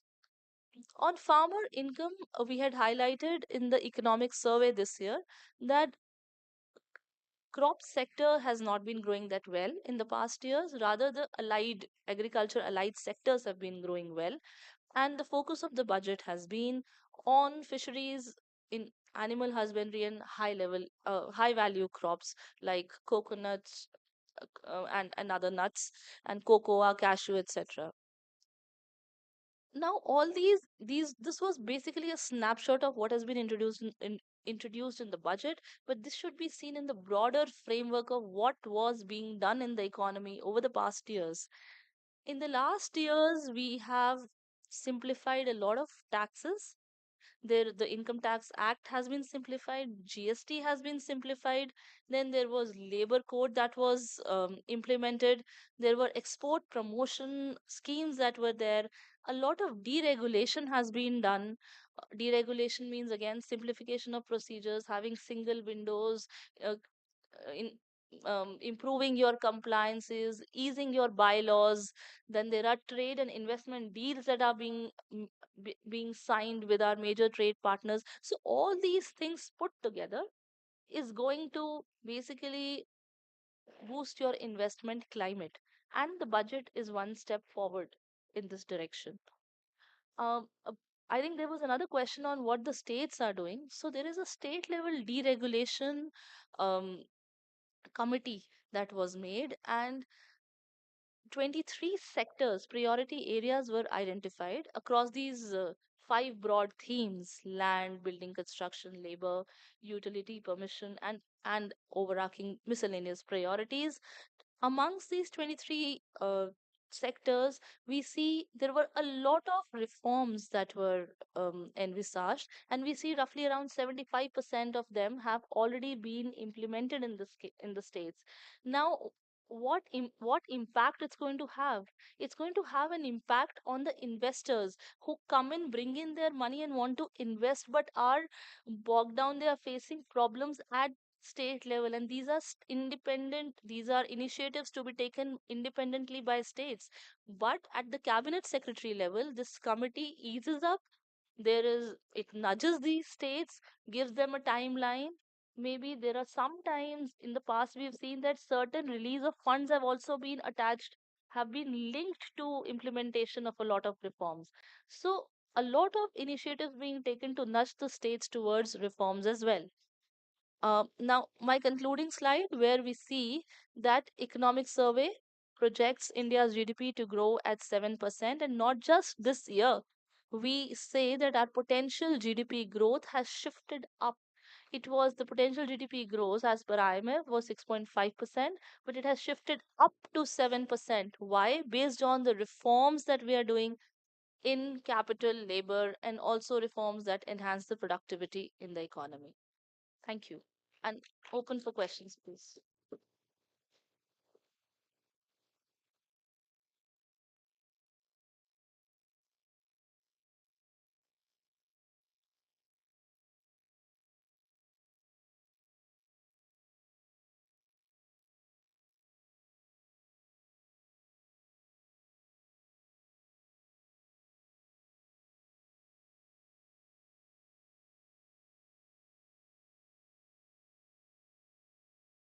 Good afternoon, ma'am. Thank you for the presentation.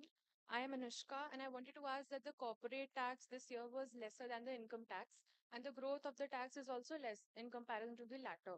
And the direct taxes are levied on the salaried class, which is also very less in proportion to the unorganized sector, which is not covered under the tax regimes. And it lies somewhere in the middle of the higher and income lower groups. And also the problem that GST, which is supposed to cover the consumption tax so that everybody comes under it has also reduced in the last year. So isn't it a penalization for that middle income group? So GST rates, when you see, they are, say for example, if you're taking footwears, the rates are different for branded footwears and they're different for unbranded footwears, right? So generally, you would see that people from the lower deciles of income would not buy branded footwears. Likewise, when you fix GST rates, it's not a standard rate for all.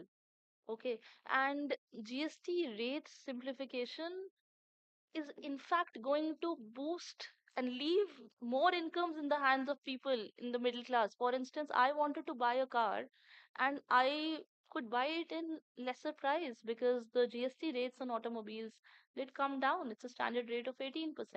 So GST, if you talk about GST, rates have been rationalized, more income left in the hands of the people.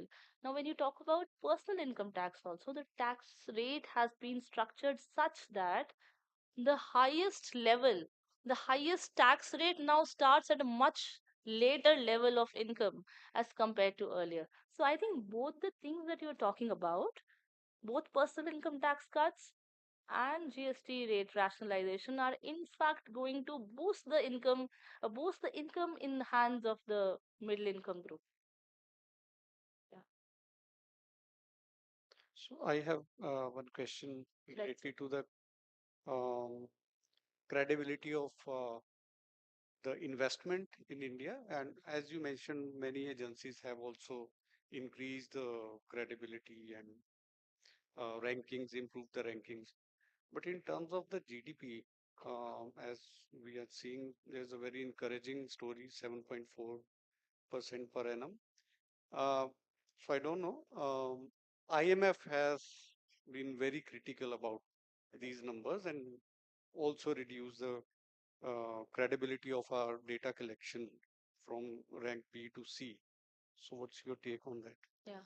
So if we probably, I think as students, as practitioners of economics, we should probably, when we read our headlines, we should go back and check what IMF has exactly done. And if you pick up the Article 4 assessment of IMF, which was published in early January or late December this year, last year December or this year January, you would see that IMF has given a C grade to India's overall C grade to India's um, statistics in their annexure. But now, what does that mean? How do they calculate this? So basically, it's a weighted average of rankings done on granularity, on adequacy, on frequency, all these things. And there are various parameters. On granularity, I think we got a C. On the other two, we got an A and a B. And their weightage is such that granularity has a higher weight, overall C grade. Now, what does that mean, and what are the issues that they've highlighted that Indian data system faces? The most important issue that they've highlighted are GDP old base. CPI old base, IIP old base. So this year, CPI new base series has already been released. GDP new base series is releasing tomorrow, and IIP new base series is going to be released sometime in May or June. So I think we are addressing that, and um, a lot of initiatives being taken by MOSPI to make it a more transparent data system. And if you read how is the new GDP going to be um, calculated or assessed, you would see that they are using a lot of surveys from informal sector as well, so that it's better representative of the informal sector performance.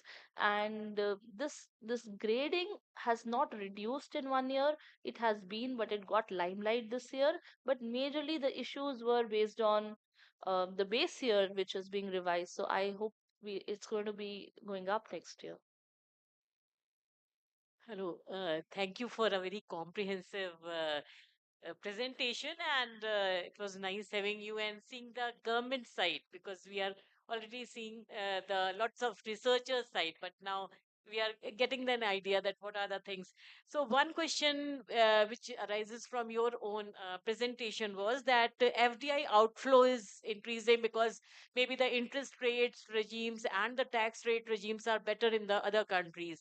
Now the question is that what is the conscious decision? Don't you think that government should take some conscious decision in terms of long-term capital gain tax or STT, which was very much everybody was thinking that it will revise in the in this budget, but it was not done, and therefore the FDI outflow may be the result of that.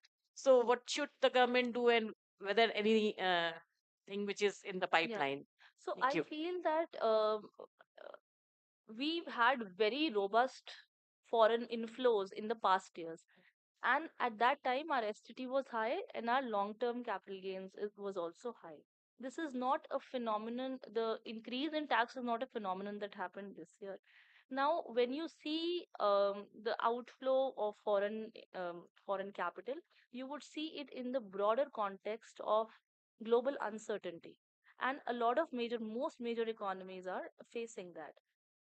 Also, when so our gross inflows are still very robust. Why is the net low?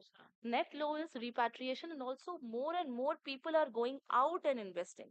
Now, we also did our analysis internally that why is it that Indian businesses want to go out and invest? So it's also um, it's also encouraging in the sense that more and more Indian businesses want to go out and make a global imprint. I don't think that's a drag on the economy per se, because more and more it's the exposure probably they are looking at. There are opportunities for making more money outside, um, but it's going to have some multiplier, and they're going to, since because of the Indian origin, come back. So you should see that they are, and why repatriation? Our systems are probably mature enough that investors can easily take out money. In a lot of economies, the exit is very difficult. So we have eased our exit policies, and people are able to take out money and move out whenever they are booking profits. So these are encouraging signs, but we hope that foreign Inflows increase and outflows. yeah. One more thing, that ease of doing business, you were saying that the single window is there. But I had this conversation with many entrepreneurs that single window is there, but that single window is not very friendly with the entrepreneurs or the new businessmen in that, but in all the industries. So they find a lot of difficulties when they have to access a government portal. So maybe that might be the reason that the outside, like other countries, are most favored than this country for the business, for doing the business. So regulations were very stringent, and these compliances were very difficult, say, 5 6 years back. Things have improved a lot, and then I think this is work in progress. They are still easing it up, and every year we announce more things to just simplify and ease up the process Okay, further. thank you so much. Thank you.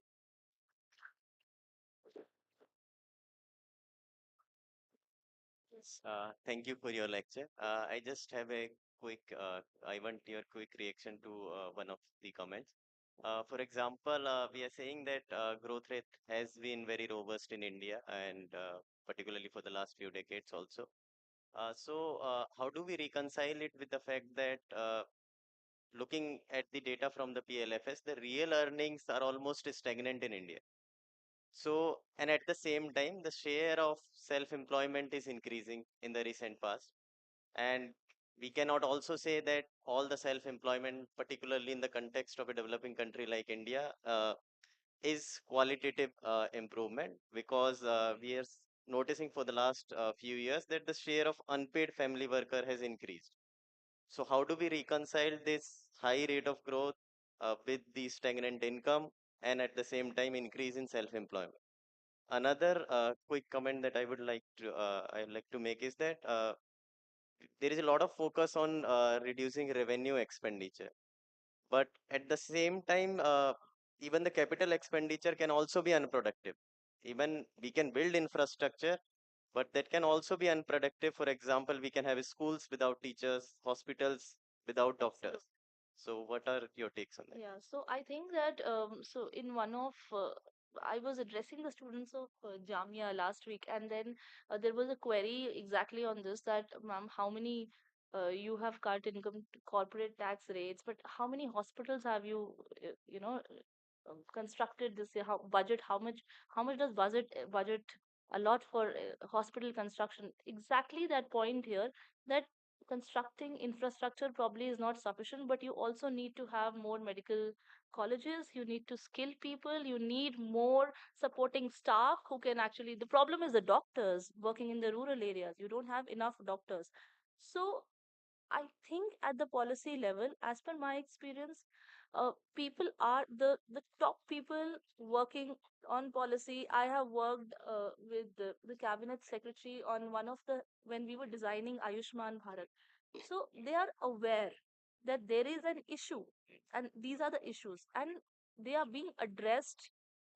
But then, say for example, when you talk about health, education, they are again not in the hands of the center alone.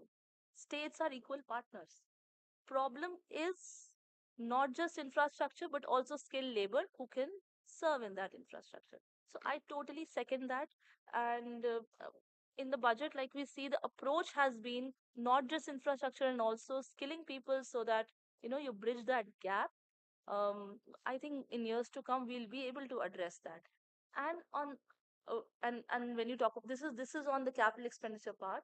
When you talk about stagnant wages in the rural sector, I think that was the question. I would i would say that in in the past, that's a fact that wages have been stagnant. But then if you see the demand conditions, probably they're getting better. And that just gives you an indication that demand getting better in the rural sector means probably, people are consuming more and there is more to offer. So, and these, the ecosystem and the regionally balanced announcements that you're making in the budget, the policies that you're doing, probably it's going to impact, it's going to, you know lift them out of the condition they are. But then I would not deny any of the data that you are mentioning. There is an issue out there. But again, policy is about trade-offs, and it's an iterative process. And you have certain policy measures announced this year, and then next year you build on those. So it's going to take time. It's not like in the perfect condition right now, but then it's a work in progress. Yes.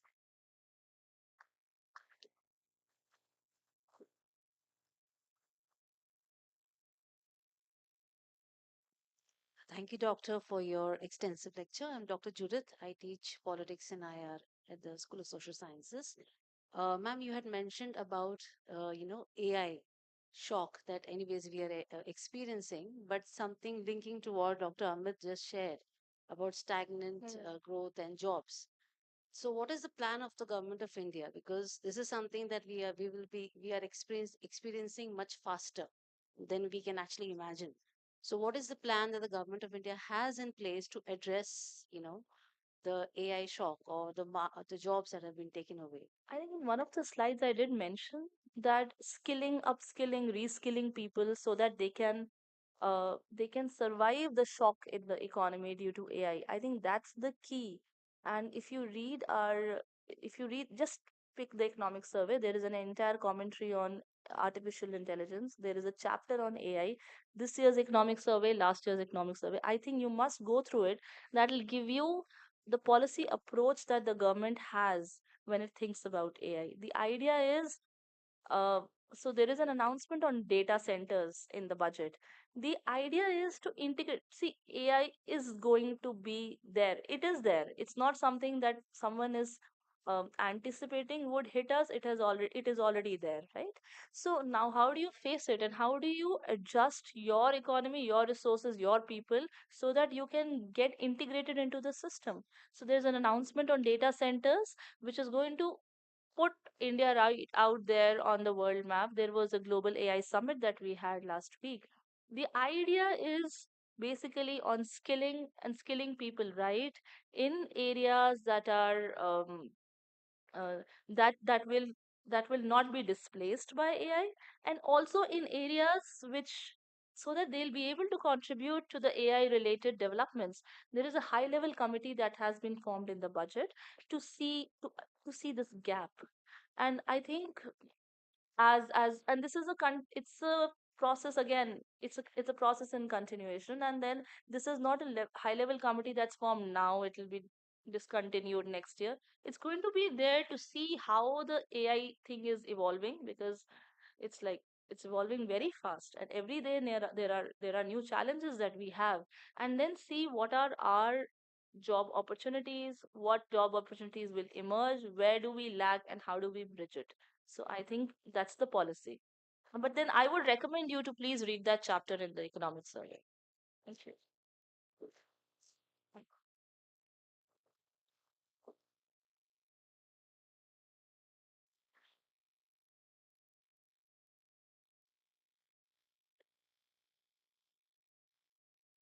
Thank you, ma'am, for your illuminating and policy enriching address. Your inclusive reflections on the conference theme have provided us with valuable macroeconomic perspectives and a deeper understanding of the institutional and policy frameworks shaping India's growth trajectory. We are sincerely grateful for your time and for sharing your expertise with this academic community. May I now request our esteemed dignitaries and respected faculty members to kindly join us on stage for a formal group photograph. Lunch will be served at the banquet hall from 1:30 p.m. to 2:30 p.m. We request all participants to kindly reassemble thereafter at their respective venues for the parallel technical sessions. Kindly note that the venue for track 17 and track 19 has been changed.